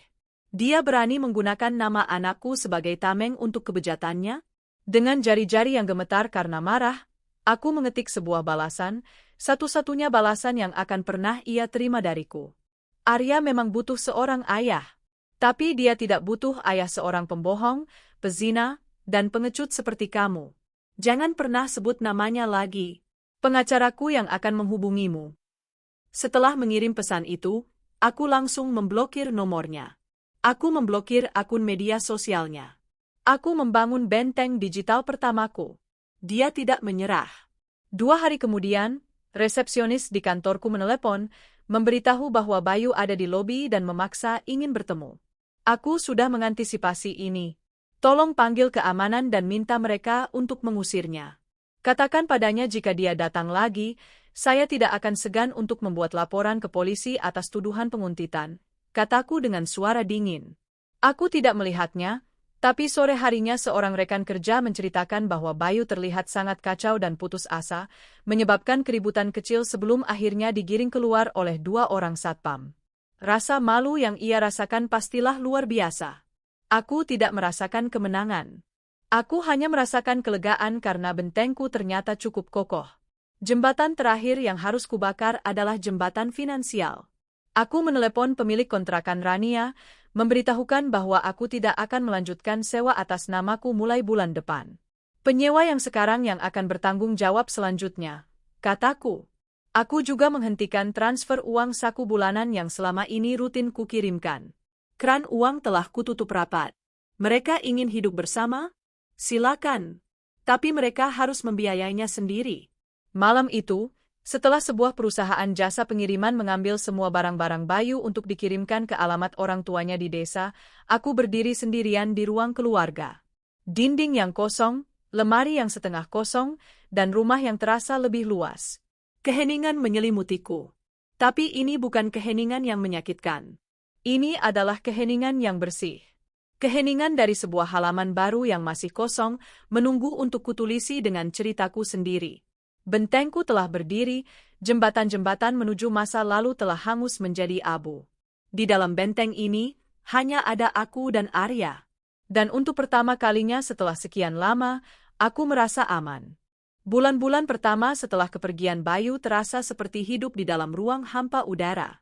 Rumah yang telah kubersihkan dari jejak fisiknya masih terasa penuh oleh hantunya. Keheningan di malam hari setelah Arya tertidur menjadi begitu memekakkan, memperkuat gaung dari kekosongan di sisiku di tempat tidur, di kursi kosong di seberang meja makan. Awalnya, rasa aman karena telah membangun benteng terasa menenangkan. Namun, terkadang, di saat-saat yang paling lengang, kesepian yang dingin akan merayap masuk melalui celah-celah pertahananku, membisikkan betapa sendirinya aku sekarang. Ini adalah fase yang tidak kuantisipasi, masa berkabung untuk kehidupan yang kukira akan kumiliki selamanya. Bagian yang paling menguras emosi adalah menghadapi pertanyaan-pertanyaan polos dari Arya. Hatinya yang kecil belum bisa memahami konsep pengkhianatan atau perceraian. Baginya, dunia terbagi menjadi sederhana, bunda dan ayah. Dan kini, salah satu pilar dunianya telah lenyap. Bunda, ayah kapan pulang dari Surabaya? Proyeknya lama sekali, tanyanya suatu sore sambil kami menyusun balok-balok mainan. Aku berhenti, jantungku terasa seperti diremas. Aku berlutut di hadapannya, menatap matanya yang jernih dan penuh rasa ingin tahu. Aku telah berlatih mengucapkan kalimat ini berulang kali di depan cermin, tapi mengucapkannya langsung di hadapan putraku terasa seperti menelan beling. Sayang, dengarkan bunda, kataku lembut, memegang bahunya yang mungil. Ayah tidak akan pulang untuk tinggal di sini lagi.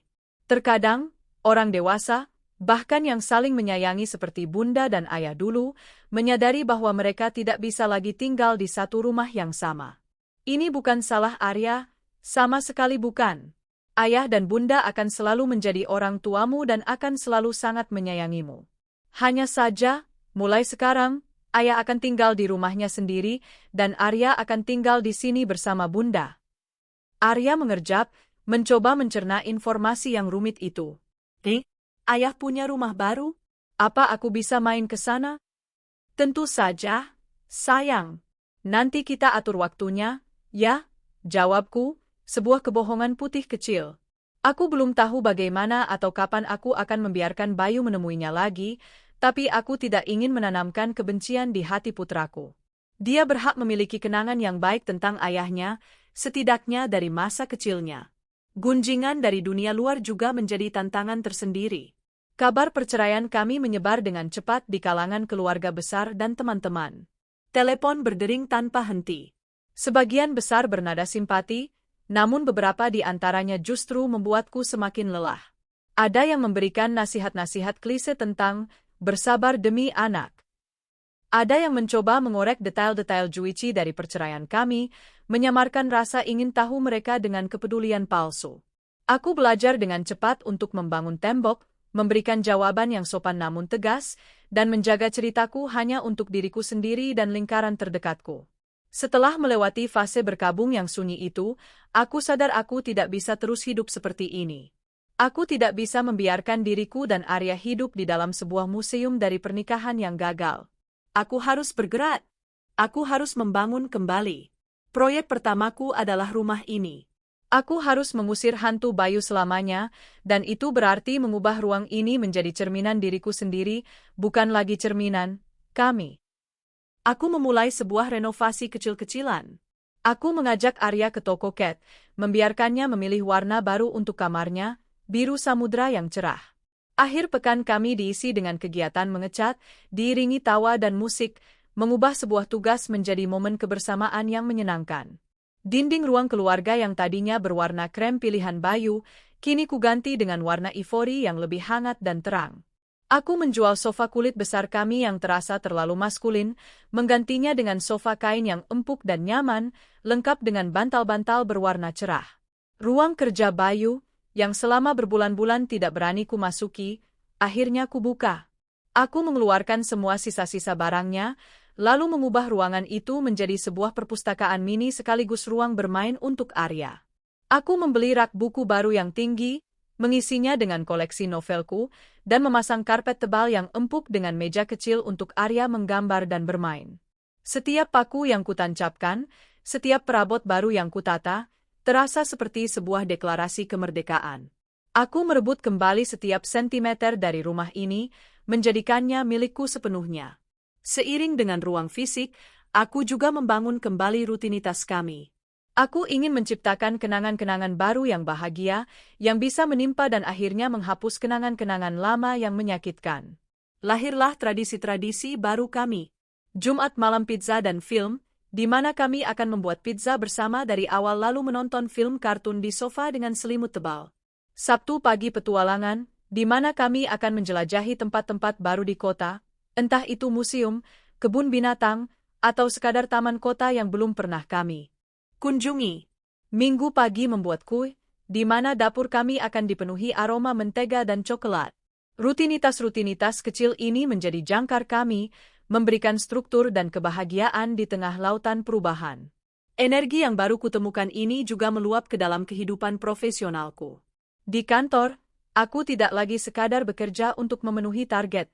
Aku bekerja dengan gairah yang baru. Pekerjaan menjadi perlindunganku, tempat di mana aku bisa menjadi Anindita sang manajer yang kompeten dan dihormati, bukan Anindita sang istri yang dikhianati. Aku menenggelamkan diri dalam tantangan. Ada sebuah proyek peluncuran produk baru yang dianggap sangat sulit dan dihindari oleh manajer lain. Aku mengajukan diri untuk memimpinnya. Aku mencurahkan seluruh fokusku ke dalam proyek itu. Aku begadang merancang strategi, aku memimpin timku dengan semangat yang menular, dan aku mempresentasikan ide-ideku di depan dewan direksi dengan kepercayaan diri yang bahkan mengejutkan diriku sendiri. Rasa sakit dan amarah yang kupendam seolah bertransformasi menjadi bahan bakar roket. Aku harus berhasil. Aku harus membuktikan pada dunia, tapi yang terpenting pada diriku sendiri, bahwa nilaiku tidak ditentukan oleh status pernikahanku. 3 bulan kemudian, produk itu diluncurkan dengan sukses besar, melampaui semua target penjualan. Sehari setelah laporan kesuksesan itu keluar, aku dipanggil ke ruangan CEO. Aku mengira hanya akan menerima ucapan selamat. Ternyata lebih dari itu. Aku ditawari promosi menjadi direktur pemasaran. Aku berjalan keluar dari ruangan itu dengan perasaan melayang. Ini bukan hanya tentang jabatan atau kenaikan gaji. Ini adalah sebuah penegasan. Sebuah validasi atas kemampuanku yang kuraih murni dengan kekuatanku sendiri. Malam itu, aku merayakannya hanya berdua dengan Arya di restoran steak favoritnya. Melihatnya melahap makanannya dengan gembira, aku tahu inilah kesuksesan yang sesungguhnya. Di tengah kesibukanku membangun kembali hidup, aku sadar ada bagian dari diriku yang telah lama hilang, Anindita sebagai seorang teman. Selama bertahun-tahun, aku begitu terfokus pada peranku sebagai istri dan ibu hingga mengabaikan sahabat-sahabatku. Dengan sedikit rasa bersalah, aku memberanikan diri untuk menghubungi Karina dan teman-teman kuliahku yang lain, mengajak mereka bertemu. Malam itu, di sebuah kafe yang ramai, kami berkumpul kembali. Awalnya terasa sedikit canggung. Mereka menatapku dengan campuran rasa simpati dan ragu, mungkin tidak tahu harus berkata apa. Aku memutuskan untuk memecahkan kebekuan. Oke, aku tahu kalian semua sudah dengar, kataku sambil tersenyum tipis. Ya, aku sudah bercerai. Ya, ceritanya memang seperti di sinetron. Dan tidak, aku tidak apa-apa. Aku lebih dari sekadar baik-baik saja. Pengakuanku yang terus terang itu seolah membuka sumbat. Suasana langsung mencair. Mereka memelukku, memberiku dukungan, tapi yang lebih penting, mereka memperlakukanku seperti Nindi yang dulu.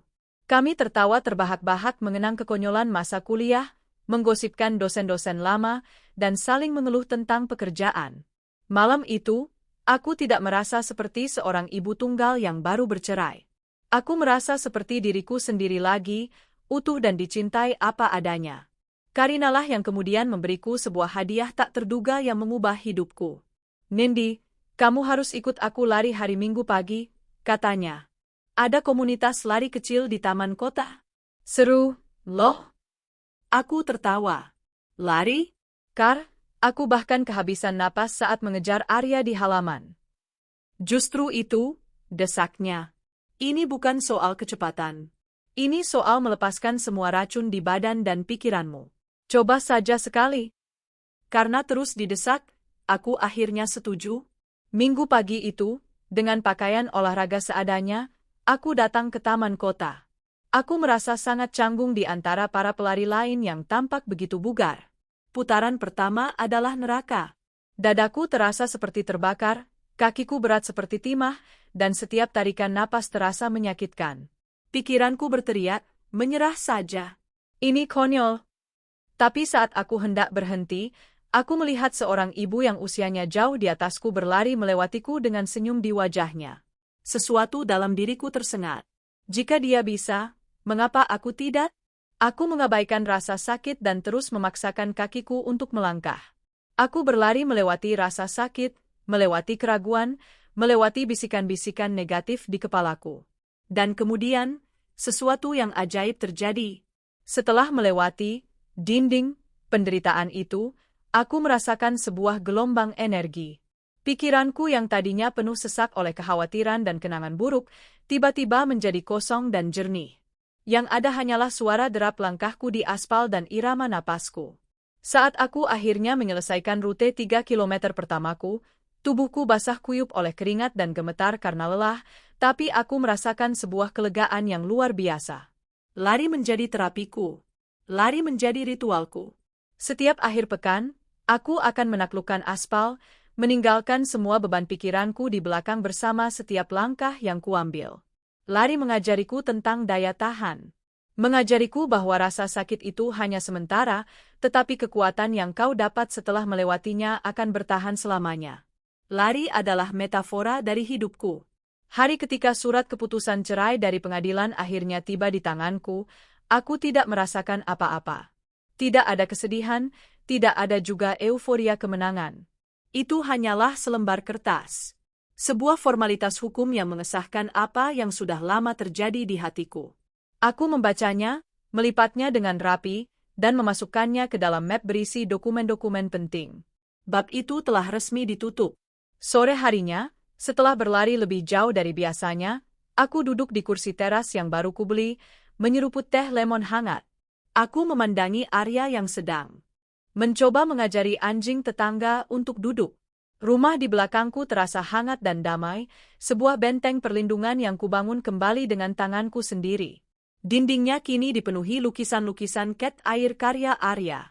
Aroma kue lemon yang baru kupanggang menguar dari dapur. Aku menatap langit senja yang mulai berwarna keemasan. Untuk pertama kalinya dalam waktu yang sangat lama, aku tidak merasakan lagi lubang kehampaan di dalam dadaku. Yang kurasakan adalah sebuah kedamaian yang utuh. Aku sadar, aku tidak sedang menunggu kebahagiaan datang. Aku sudah berada di dalamnya. Kebahagiaan yang kurajut sendiri, helai demi helai, dari benang-benang kekuatan, cinta, dan pengampunan, terutama pengampunan untuk diriku sendiri. Fajar yang baru telah benar-benar menyingsing di cakrawala hidupku, dan aku siap menyambut sinarnya dengan hati yang terbuka. Sementara aku sibuk mengecat ulang dinding hidupku dengan warna-warna harapan, di sudut lain kota yang sama, Bayu dan Rania justru sedang melapisi dinding mereka dengan jelaga penyesalan dan kepahitan. Hubungan yang lahir dari adrenalin pengkhianatan dan gairah terlarang kini harus diuji oleh kenyataan yang brutal dan tanpa ampun. Dan kenyataan itu, ternyata, adalah hakim yang paling kejam. Episode pertama dari drama kehidupan baru mereka dimulai tepat setelah kami meninggalkan mereka di panggung penghakiman rumah sakit. Ditinggalkan di tengah tatapan-tatapan sinis dan bisikan-bisikan orang asing, euforia kelahiran putra mereka menguap seketika, digantikan oleh rasa malu yang membakar dan kebingungan yang melumpuhkan. Mereka bukan lagi sepasang kekasih yang sedang dimabuk asmara. Mereka adalah dua pesakitan yang baru saja dijatuhi vonis, terikat bersama oleh bukti kejahatan mereka yang terbaring mungil di dalam boks bayi. Kenyataan menghantam mereka dengan cepat dan bertubi-tubi. Telepon dari pemilik kontrakan Rania beberapa hari kemudian adalah pukulan pertama. Dengan nada datar dan profesional, sang pemilik memberitahukan bahwa Ibu Anindita telah menghentikan perjanjian sewa dan mereka harus mengosongkan tempat itu pada akhir bulan. Kepanikan melanda mereka. Kontrakan yang nyaman itu, saksi bisu dari pertemuan-pertemuan rahasia mereka, kini tak lebih dari sebuah surga yang akan segera direnggut. Dengan sisa-sisa tabungan Bayu yang menipis dan tanpa aliran dana lagi dariku, mereka terpaksa mencari tempat tinggal baru. Perburuan itu membawa mereka dari jalanan yang rindang di dekat kampus ke ganggang sempit dan padat di pinggiran kota. Mereka akhirnya menemukan sebuah rumah petak kecil dengan 2 kamar sempit, dinding yang lembab, dan ventilasi yang buruk. Udara di dalamnya selalu terasa pengap dan panas. Kontras yang begitu tajam dengan rumahku yang asri atau bahkan kontrakan Rania yang terang dan lapang. Kepindahan mereka bukanlah sebuah awal yang baru, itu adalah sebuah penurunan status yang memalukan. Pernikahan mereka pun menjadi cerminan dari kehidupan baru mereka, tergesa-gesa, tanpa sukacita, dan didasari oleh keterpaksaan. Tidak ada gaun pengantin atau jas yang gagah. Tidak ada resepsi meriah atau ucapan selamat dari keluarga. Yang ada hanyalah sebuah prosesi singkat dan senyap di kantor urusan agama, KUA, setempat. Mereka menandatangani buku nikah di hadapan seorang penghulu tua yang menatap mereka dengan tatapan menghakimi, seolah tahu cerita di balik pernikahan mendadak itu. Pernikahan itu bukanlah perayaan cinta. Itu adalah sebuah transaksi administratif untuk melegitimasi seorang anak dan menutupi aib. Gairah yang dulu membara di antara mereka saat bertemu secara sembunyi-sembunyi, ternyata tidak mampu bertahan di bawah atap rumah petak yang panas dan di tengah tumpukan popok kotor. Realitas kehidupan sehari-hari mulai mengikis ilusi mereka sedikit demi sedikit. Bagi Bayu, kejatuhan itu terasa sangat vertikal. Reputasinya sebagai arsitek muda berbakat hancur lebur. Skandal perselingkuhan dengan adik ipar bukanlah sesuatu yang bisa dengan mudah dilupakan dalam lingkaran profesionalnya yang relatif kecil. Kabar itu menyebar dari mulut ke mulut, dibumbui gosip dan spekulasi. Klien-klien yang dulu memujanya kini menjaga jarak. Proyek-proyek besar yang dulu ia pimpin kini diberikan kepada orang lain. Perusahaan tempatnya bekerja, karena tidak ingin terseret dalam citra buruk, akhirnya memberhentikannya dengan alasan restrukturisasi. Kebanggaan dan ambisinya, dua hal yang menjadi pendorong utama dalam hidupnya, kini luluh lantak.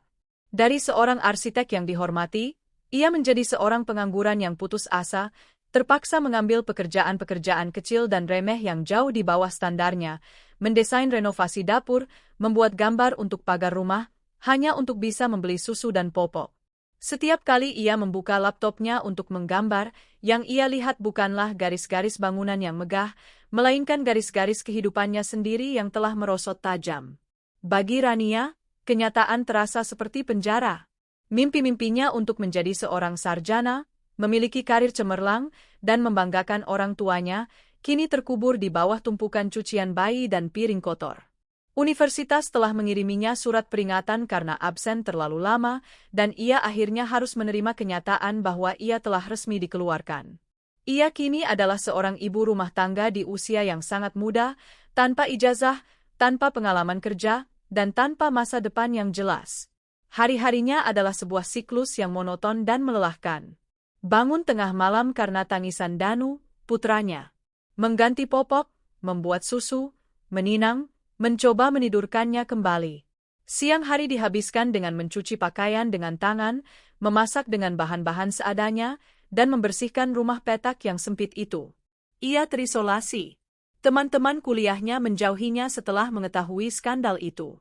Dan yang paling menyakitkan, keluarganya sendiri telah membuangnya. Ia merindukan ibu, merindukan obrolan-obrolan ringan dengan kakaknya. Tapi pintu itu telah ia tutup sendiri dengan tangannya. Di tengah tekanan hidup dan keterasingan itu, hubungan mereka mulai membusuk dari dalam. Benih-benih kekecewaan dan kebencian mulai tumbuh subur di antara mereka. Bayu, dalam frustrasinya, mulai sering membanding-bandingkan Rania denganku.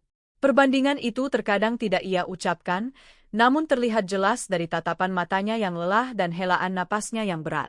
Namun, seringkali, perbandingan itu lolos dari bibirnya di tengah pertengkaran.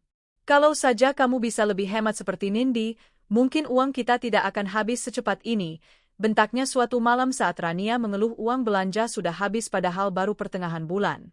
Nindi tidak pernah mengeluh soal rumah yang berantakan. Dia bisa mengurus rumah, anak, dan karirnya sekaligus, serunya di lain waktu saat ia tersandung mainan Danu yang berserakan di lantai. Setiap kali nama, Nindi, disebut, rasanya seperti cambuk bagi Rania. Bayu mungkin tidak lagi mencintaiku, tapi ia jelas merindukan kehidupan yang kumberikan padanya. Kenyamanan, keteraturan, stabilitas finansial, dan citra keluarga yang terhormat. Ia merindukan Anindita sang manajer, bukan Rania sang ibu rumah tangga yang kelelahan dan sering mengomel. Penyesalan Bayu terlihat jelas. Dia menyesali keputusannya, dan Rania adalah simbol hidup dari kesalahan fatal tersebut. Untuk melarikan diri dari kenyataan, Bayu mulai sering pulang larut. Ia menghabiskan sisa-sisa uangnya untuk minum-minum di warung murah bersama kenalan-kenalan barunya, orang-orang yang tidak peduli pada masa lalunya. Rumah bukan lagi tempatnya pulang, melainkan tempat yang ingin ia hindari. Rasa bersalah Rania, di sisi lain, mengalami sebuah transformasi yang mengerikan. Awalnya, ia memang merasa bersalah. Tapi hidup dalam kesulitan dan terus-menerus disalahkan membuatnya lelah. Terlalu menyakitkan baginya untuk terus-menerus mengakui bahwa dialah penyebab utama dari kehancuran hidupnya. Otaknya, untuk melindungi dirinya dari rasa sakit yang tak tertahankan, mulai mencari kambing hitam lain. Dan target yang paling mudah adalah aku. Dalam narasi yang ia ciptakan di kepalanya, akulah sang penjahat utama. Jika saja aku lebih pengertian. Jika saja aku mau memaafkan. Jika saja aku tidak mengusir mereka dan memutus semua bantuan finansial. Jika saja aku tidak memamerkan kesuksesan dan kebahagiaanku. Maka hidup mereka tidak akan seperti ini. Kebenciannya padaku menjadi sebuah obsesi. Ia sering mencari tahu tentangku secara diam-diam melalui akun media sosial teman-teman kami, melihat foto-fotoku yang tersenyum, foto-foto rumahku yang indah, foto-foto promosiku di kantor. Setiap kebahagiaanku menjadi bukti dari kekejamanku di matanya. Ini semua gara-gara dia, teriaknya pada Bayu di puncak pertengkaran mereka. Kakakku yang munafik itu. Dia sengaja melakukan ini pada kita. Dia menikmati penderitaan kita. Dia ingin melihat kita mati perlahan-lahan. Bayu, yang terlalu lelah dan terlalu pengecut untuk menyangkal, seringkali hanya diam. Keheningannya seolah menjadi pembenaran bagi delusi Rania. Dan yang paling tragis, racun kebencian ini tidak berhenti pada dirinya sendiri. Ia mulai meneteskannya sedikit demi sedikit ke dalam pikiran Danu, putranya yang tidak berdosa. Saat Danu tumbuh menjadi seorang anak laki-laki yang mulai bisa mengerti, Rania menjadikannya sekutu dalam kebenciannya. Danu lihat mainan itu? Bagus, ya, katanya suatu hari saat mereka melewati sebuah toko mainan. Kita tidak bisa membelinya. Karena Tante Nindi MU yang jahat sudah mengambil semua uang ayah. Danu tidak bisa sekolah di tempat yang bagus seperti sepupumu, Arya, bisiknya di lain waktu. Karena Tante Nindi tidak mau kita bahagia. Dia orang yang sangat kejam, sayang. Jangan pernah lupakan itu. Danu, dengan pikirannya yang masih polos, menyerap semua itu. Baginya, Tante Nindi, wanita yang belum pernah ia temui, adalah sosok monster dalam dongeng hidupnya, penyebab dari semua kekurangan dan kesedihan di rumahnya. Kehidupan di dalam rumah petak itu menjadi semakin suram. Bukan lagi sarang dosa yang penuh gairah, melainkan sebuah penjara dingin yang diisi oleh dua orang narapidana yang saling membenci, dan seorang sipir kecil yang diajari untuk membenci dunia luar. Pertengkaran mereka menjadi semakin sering dan semakin keras, tak jarang para tetangga bisa mendengarnya. Mereka memanen apa yang telah mereka tanam. Karma tidak datang dalam bentuk petir yang menyambar tiba-tiba. Karma datang dalam bentuk erosi yang lambat dan menyakitkan. Mengikis cinta, harapan, dan kewarasan mereka hari demi hari, meninggalkan mereka terdampar di sebuah pulau penderitaan yang mereka ciptakan sendiri. Tentu, kita telah sampai pada babak penutup dari perjalanan Anindita. Setelah melihat kehancuran yang diciptakan oleh Bayu dan Rania, kini saatnya kita kembali kepada Anindita untuk menyaksikan bagaimana ia meraih kebahagiaan sejatinya. Berikut adalah bab 7. Bab 7. Melangkah menuju kebahagiaan sejati. Waktu berjalan maju, menyeret serta kenangan pahit ke masa lalu hingga warnanya memudar dan tepiannya melunak. 2 tahun setelah surat perceraian itu berada di tanganku, kehidupan telah menemukan alurnya yang baru, sebuah melodi yang tenang dan merdu yang jauh dari hiruk-pikuk drama masa lalu. Rumah kami, yang dulu terasa seperti medan perang yang harus direbut kembali, kini telah sepenuhnya menjadi surga kami. Dindingnya tidak lagi menyimpan gema kebohongan, melainkan menyerap tawa Arya yang kini mendekati usia remaja dan denting piano lembut yang mulai ia pelajari. Pagi di akhir pekan kini menjadi ritual favoritku. Cahaya matahari pagi akan merambat masuk melalui jendela besar di ruang makan, menerangi meja kayu tempat kami bertiga duduk. Ya, bertiga. Aku, Arya, dan Bima. Bima hadir dalam kehidupanku seperti embun pagi, datang dengan tenang, tanpa gembar-gembor, namun memberikan kesegaran yang tak terhingga. Kami bertemu setahun yang lalu dalam sebuah seminar properti. Dia, seorang dosen arsitektur yang diundang sebagai pembicara, dan aku, sebagai salah satu panelis. Obrolan kami tentang desain bangunan berkelanjutan berlanjut menjadi obrolan tentang kehidupan, tentang membesarkan anak seorang diri, dan tentang menemukan kembali kebahagiaan setelah kehilangan. Dia adalah antitesis dari Bayu. Bima tenang, sabar, dan seorang pendengar yang luar biasa. Matanya tidak pernah menatapku dengan hasrat untuk memiliki, melainkan dengan kekaguman atas kekuatanku. Dia tidak datang untuk mengisi kekosongan dalam hidupku, karena aku sudah lama belajar untuk menjadi utuh dengan diriku sendiri.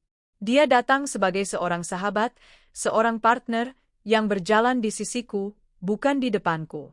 Hubungannya dengan Arya pun terjalin secara alami. Mereka terikat oleh kecintaan pada musik dan diskusi-diskusi panjang tentang film fiksi ilmiah. Melihat mereka berdua tertawa bersama di meja makan sambil memperdebatkan akhir dari sebuah film adalah pemandangan yang menghangatkan hatiku dengan cara yang tidak pernah kusangka mungkin terjadi lagi. Kebahagiaanku kini terasa nyata dan kokoh. Dibangun di atas fondasi kemandirianku sendiri, diperkuat oleh cinta tanpa syarat untuk putraku, dan kini dihiasi oleh kehadiran seorang pria baik yang menghormatiku. Aku mengira hantu-hantu dari masa lalu telah terkubur selamanya.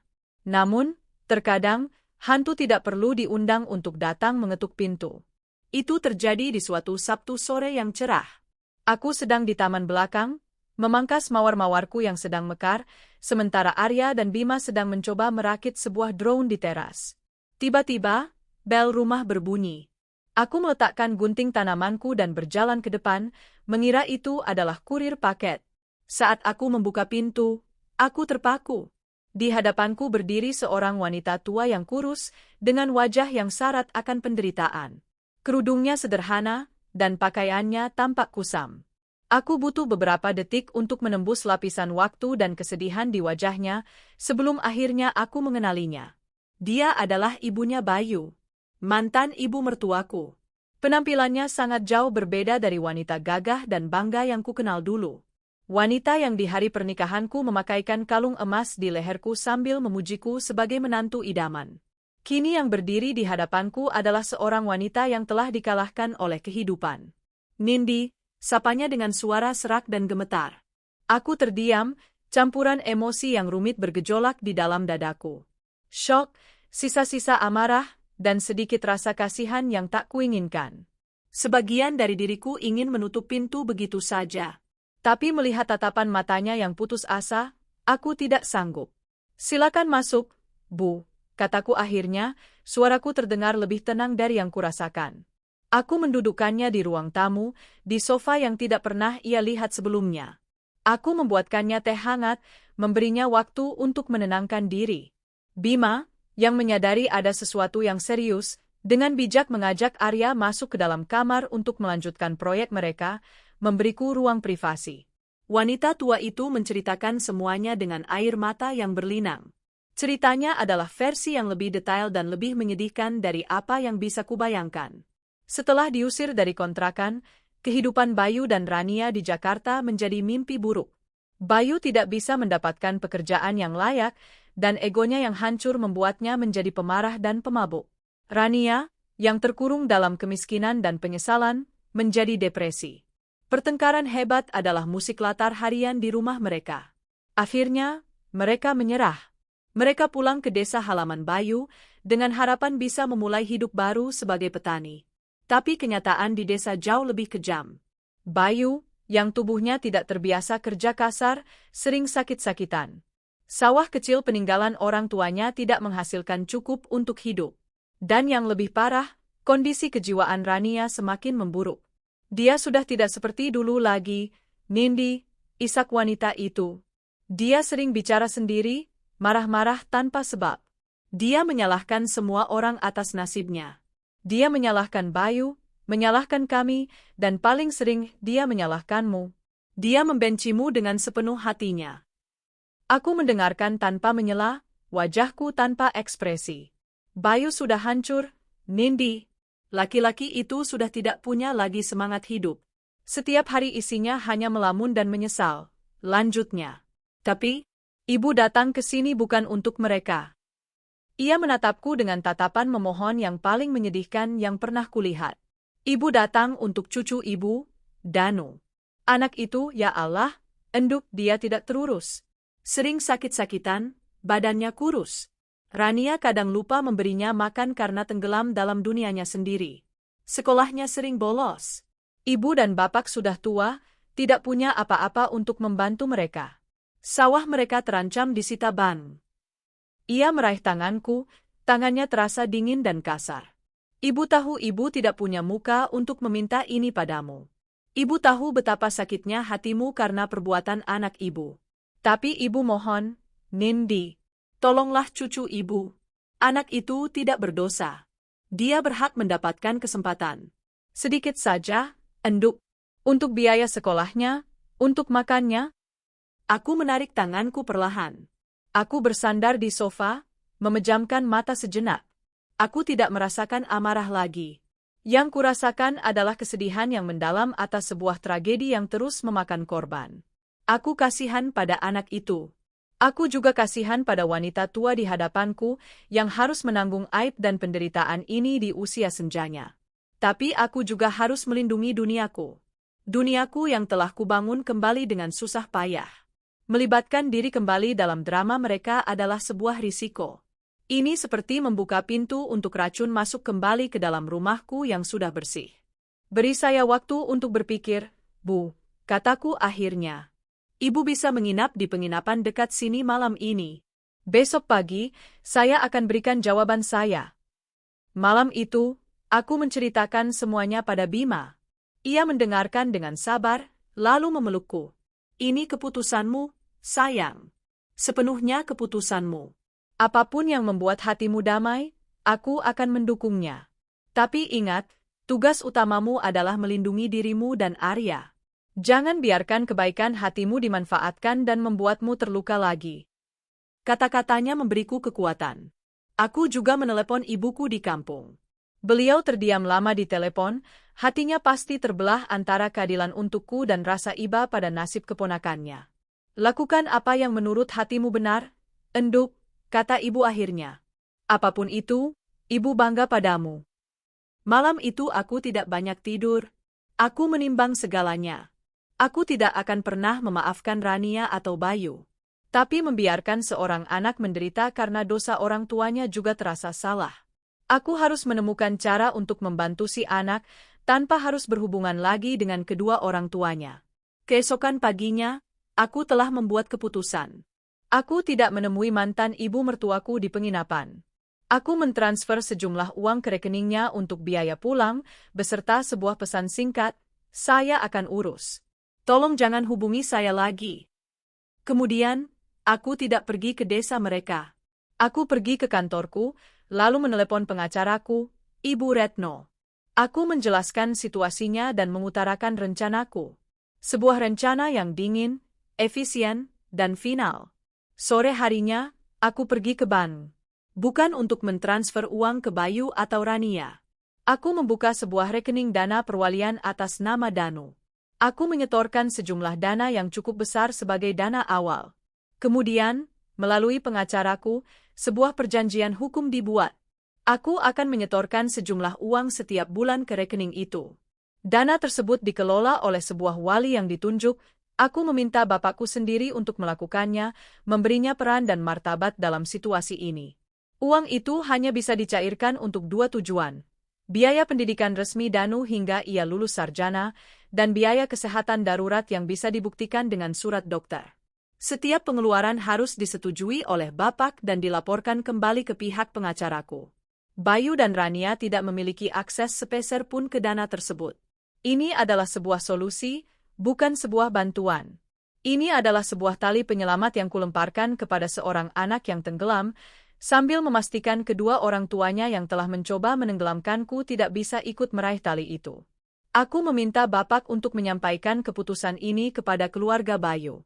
Pesanku sederhana, ini adalah bentuk tanggung jawab saya sebagai tantenya, demi darah keluarga yang mengalir di tubuh Danu. Ini bukan pengampunan. Ini bukan pintu yang terbuka. Ini adalah titik. Setelah ini, tidak akan ada apa-apa lagi.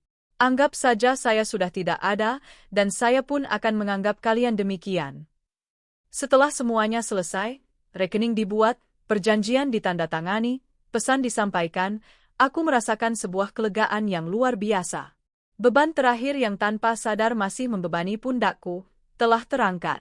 Aku telah menghadapi sisa-sisa terakhir dari masa laluku, bukan dengan emosi, tapi dengan logika dan kekuatan. Aku tidak membalas dendam, tapi aku juga tidak menjadi martir yang naif. Aku memilih jalan ketiga, jalan kebijaksanaan dan batas diri yang tegas. Malam itu, Bima mengajakku dan Arya berjalan-jalan di pantai. Angin laut yang sejuk meniup rambutku. Kami berjalan bertiga di tepi air, dengan suara debur ombak sebagai musik latar. Arya berlari-larian mengejar ombak, tawanya terdengar riang. Bima menggenggam tanganku, kehangatannya terasa nyata dan menenangkan. 1 dekade. 10 tahun adalah waktu yang cukup lama untuk mengubah gurun menjadi hutan, atau sebaliknya. Bagi Anindita, 10 tahun adalah waktu yang ia gunakan untuk mengubah tanah yang pernah hangus oleh api pengkhianatan menjadi sebuah taman yang rimbun dan subur, tempat kebahagiaan tumbuh liar dan damai. Rumah mereka masih sama, namun terasa lebih hidup, lebih berjiwa. Taman belakangnya kini dihiasi oleh sebuah kolam ikan koi kecil yang dirancang oleh Bima, gemericik airnya menjadi musik latar yang menenangkan. Hubungan Anindita dan Bima telah berlabuh dalam sebuah pernikahan yang matang, 3 tahun setelah pertemuan pertama mereka. Pernikahan mereka bukanlah sebuah dongeng yang penuh gairah membara, melainkan sebuah puisi yang indah, ditenun dari benang-benang saling menghormati, persahabatan yang dalam, dan pengertian tanpa kata. Bima tidak pernah mencoba menggantikan posisi ayah bagi Arya, melainkan menjadi mentor, sahabat, dan figur pria dewasa yang stabil dalam hidupnya. Dan Arya, pemuda jangkung dan tampan berusia 22 tahun itu, adalah mahakarya terbesar dalam hidup Anindita. Ia telah tumbuh menjadi cerminan dari semua yang terbaik dari ibunya, kecerdasan, ketahanan, dan hati yang penuh empati. Kini ia berada di tahun terakhirnya di universitas, mengambil jurusan psikologi, sebuah pilihan yang Anindita yakini sedikit banyak dipengaruhi oleh keinginannya untuk memahami kompleksitas manusia yang pernah ia saksikan dari jauh. Suatu Sabtu sore yang hangat, taman belakang mereka dipenuhi oleh aroma panggangan sate dan tawa. Mereka sedang merayakan keberhasilan Arya menyelesaikan sidang skripsinya. Bima sibuk mengipasi arang, sementara Anindita menata meja dengan salad dan lontong. Arya, dengan gitarnya, memainkan lagu-lagu folk yang menenangkan. Suasananya begitu sempurna, begitu damai. Dalam momen seperti inilah Anindita seringkali berhenti sejenak, menarik napas dalam-dalam, dan membiarkan rasa syukur yang meluap membasahi jiwanya. Ia telah berhasil. Ia telah memberikan Arya sebuah kehidupan yang normal, stabil, dan penuh cinta, sebuah prestasi yang terasa jauh lebih besar daripada promosi jabatan manapun. Hantu-hantu masa lalu sudah lama tidak mengunjunginya. Nama Bayu dan Rania telah menjadi catatan kaki yang sangat jauh dalam buku kehidupannya yang tebal. Mereka ada di sana, sebagai bagian dari sejarah, tetapi tidak lagi memiliki kekuatan untuk memengaruhi bab-bab selanjutnya. Terkadang, saat ia menelepon bapak di kampung, ayahnya akan memberikan kabar seadanya, lebih karena kebiasaan seorang ayah yang menceritakan semua berita desa daripada sengaja mengungkit masa lalu. Dari potongan-potongan cerita itulah Anindita menyusun gambaran kehidupan mereka. Bayu, kini seorang pria berusia akhir 50-an, telah sepenuhnya lebur dengan kehidupan desa. Tubuhnya yang dulu tegap kini sedikit membungkuk oleh kerja keras bertahun-tahun di sawah. Ambisinya telah lama padam, digantikan oleh kepasrahan yang sunyi. Ia menjadi seorang pendiam, jarang terlihat di kedai kopi desa, lebih banyak menghabiskan waktu di surau atau memperbaiki pematang sawah. Orang-orang desa mengatakan ia adalah pria yang baik namun selalu terlihat sedih, seolah membawa beban berat yang tak terlihat. Rania, di sisi lain, menua dengan cara yang berbeda. Perawatan kejiwaan yang dulu dibiayai Anindita memang berhasil menstabilkan kondisi depresinya, namun tidak mampu mencabut akar kebencian yang telah tumbuh begitu dalam di hatinya. Ia menjadi wanita yang tajam dan sinis, terkenal di seluruh desa karena lidahnya yang berbisa dan pandangannya yang selalu penuh curiga. Ia jarang keluar rumah, dan ketika keluar, ia berjalan dengan aura permusuhan yang membuat para tetangga enggan menyapanya. Kebenciannya pada Anindita tidak pernah surut. Sebaliknya, itu telah menjadi satu-satunya pilar yang menopang jiwanya yang rapuh, satu-satunya hal yang memberinya energi untuk bangun setiap pagi. Baginya, Anindita adalah sumber dari semua kesialan di dunia. Namun, di tengah tanah gersang pernikahan mereka, tumbuh sebuah bunga yang tak terduga. Danu, putra mereka. Berkat dana perwalian yang didirikan Anindita dan dikelola dengan bijaksana oleh bapak, Danu berhasil melampaui takdir yang seolah telah digariskan untuknya. Ia adalah satu-satunya pemuda dari generasinya di desa itu yang berhasil lulus dari universitas negeri ternama di ibu kota, mengambil jurusan teknik sipil. Ia adalah kebanggaan tersembunyi bagi Bayu dan sumber kecemburuan yang kompleks bagi Rania. Anindita tidak pernah berharap untuk mendengar apapun dari mereka secara langsung. Ia telah menutup pintunya rapat-rapat. Namun, Semesta memiliki rencananya sendiri untuk sebuah penutupan yang sejati. Seminggu setelah perayaan kelulusan Arya, sebuah amplop coklat tiba di alamat kantor Anindita. Tidak ada nama pengirim, hanya alamat sebuah kos-kosan di dekat kampus ternama. Tulisan tangannya rapi dan terpelajar. Dengan sedikit rasa penasaran, Anindita membukanya. Di dalamnya ada beberapa lembar kertas, berisi sebuah surat panjang. Untuk Tante Anindita, saya harap surat ini sampai kepada Tante dalam keadaan baik. Mungkin Tante akan terkejut menerima surat ini. Mungkin Tante bahkan tidak ingin membacanya, dan saya akan sangat mengerti jika Tante langsung membuangnya. Nama saya Danu. Jantung Anindita berdebar sedikit lebih kencang. Ia terus membaca. Selama 22 tahun hidup saya, nama Tante selalu hadir, meskipun Tante secara fisik tidak pernah ada. Nama Tante hadir dalam bisikan-bisikan tetangga, dalam tatapan sedih kakek dan nenek, dalam keheningan ayah saya, dan yang paling sering, dalam kemarahan ibu saya. Bagi ibu, Tante adalah sumber dari semua penderitaan kami. Saya tumbuh dengan meyakini cerita itu. Saya diajari untuk membenci seorang wanita yang belum pernah saya temui. Tapi Tante, ibu saya tidak tahu satu hal. Bahwa setiap semester, saat saya membayar uang kuliah, saya selalu melihat sebaris kalimat di slip pembayaran. Pembayaran dari rekening dana perwalian A.N. Danu. Saya adalah anak yang cerdas, Tante. Sejak SMA, saya mulai mencari tahu. Saya bertanya pada kakek, yang awalnya enggan bercerita. Perlahan, beliau menceritakan tentang sebuah dana yang didirikan oleh seorang donatur anonim bertahun-tahun yang lalu. Pendidikan telah membuka mata saya, Tante. Tidak hanya tentang ilmu teknik, tapi juga tentang kehidupan. Semakin saya belajar, semakin saya menyadari bahwa cerita di dunia ini tidak pernah hitam putih.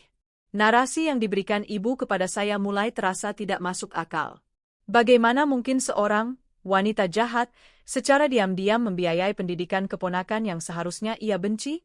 Saya menulis surat ini bukan untuk meminta maaf atas nama orang tua saya. Dosa mereka adalah milik mereka. Saya juga tidak meminta uang atau bantuan apapun. Berkat Tante, saya sudah punya ijazah dan sebentar lagi akan memulai hidup saya sendiri. Saya menulis surat ini karena satu alasan, saya butuh kebenaran. Saya lelah hidup di bawah bayang-bayang cerita yang penuh kebencian. Saya ingin mendengar cerita dari sisi Tante. Bukan untuk menghakimi siapapun, tapi untuk memahami.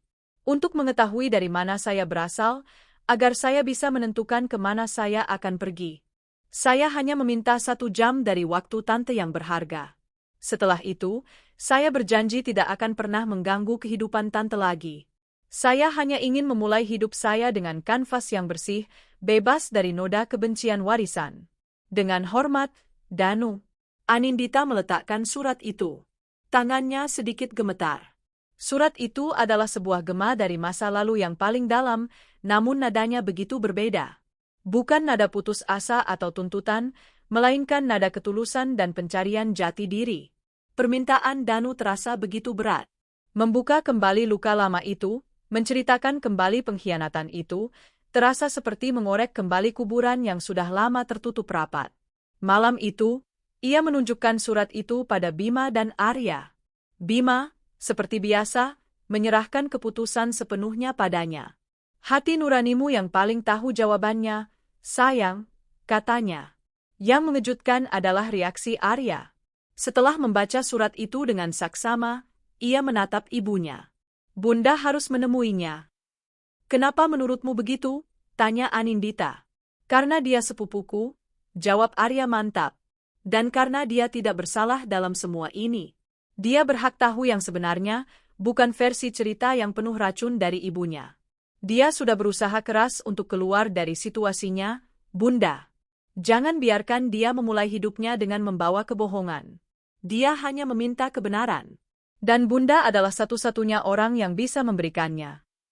Kata-kata putranya, yang diucapkan dengan kedewasaan yang melampaui usianya, menyentuh hati Anindita. Arya benar. Siklus kebencian ini harus berhenti. Dan mungkin, inilah caranya. Anindita setuju untuk bertemu Danu. Ia memilih sebuah kafe yang tenang di sebuah museum, tempat yang netral dan damai. Saat ia tiba, seorang pemuda jangkung dan kurus langsung berdiri. Wajahnya adalah perpaduan yang aneh antara Bayu dan Rania. Ia memiliki rahang tegas ayahnya, namun dengan sorot mata ibunya yang tajam. Bedanya, di mata Danu, tidak ada kemarahan.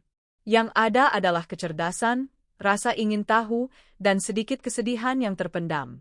"Tante Anindita?" tanyanya dengan suara yang sopan.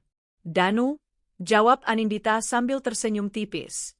Selama 1 jam berikutnya, Anindita bercerita. Ia tidak menceritakannya dengan amarah atau air mata. Ia menceritakannya dengan ketenangan seorang sejarawan yang menceritakan sebuah peristiwa penting. Ia menceritakan tentang cinta dan mimpi-mimpi yang pernah ia bangun bersama Bayu. Ia menceritakan tentang kasih sayangnya pada Rania, tentang pengorbanan dan harapannya. Lalu, ia menceritakan tentang pengkhianatan itu, rasa sakitnya, dan bagaimana ia memilih untuk bangkit, bukan untuk membalas dendam, tapi untuk membangun kembali hidupnya demi putranya. "Orang tuamu membuat pilihan yang sangat buruk, Danu," kata Anindita di akhir ceritanya. "Pilihan yang menyakiti banyak orang, termasuk diri mereka sendiri dan, pada akhirnya, kamu. Tapi pilihan mereka tidak mendefinisikan siapa dirimu.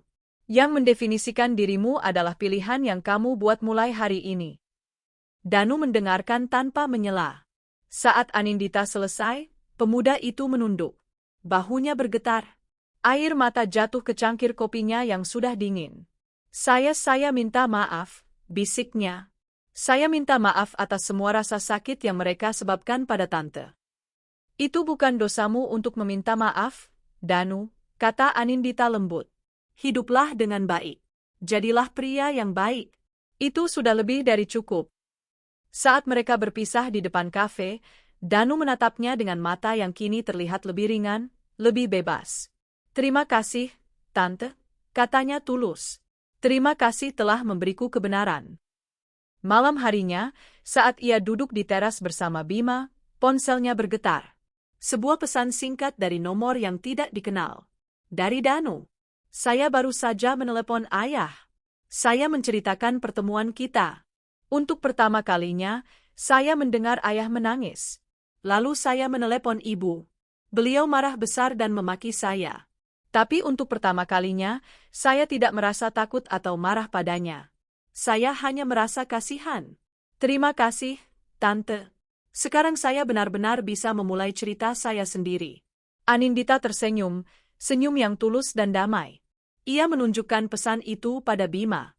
Bima merangkulnya dan mencium puncak kepalanya.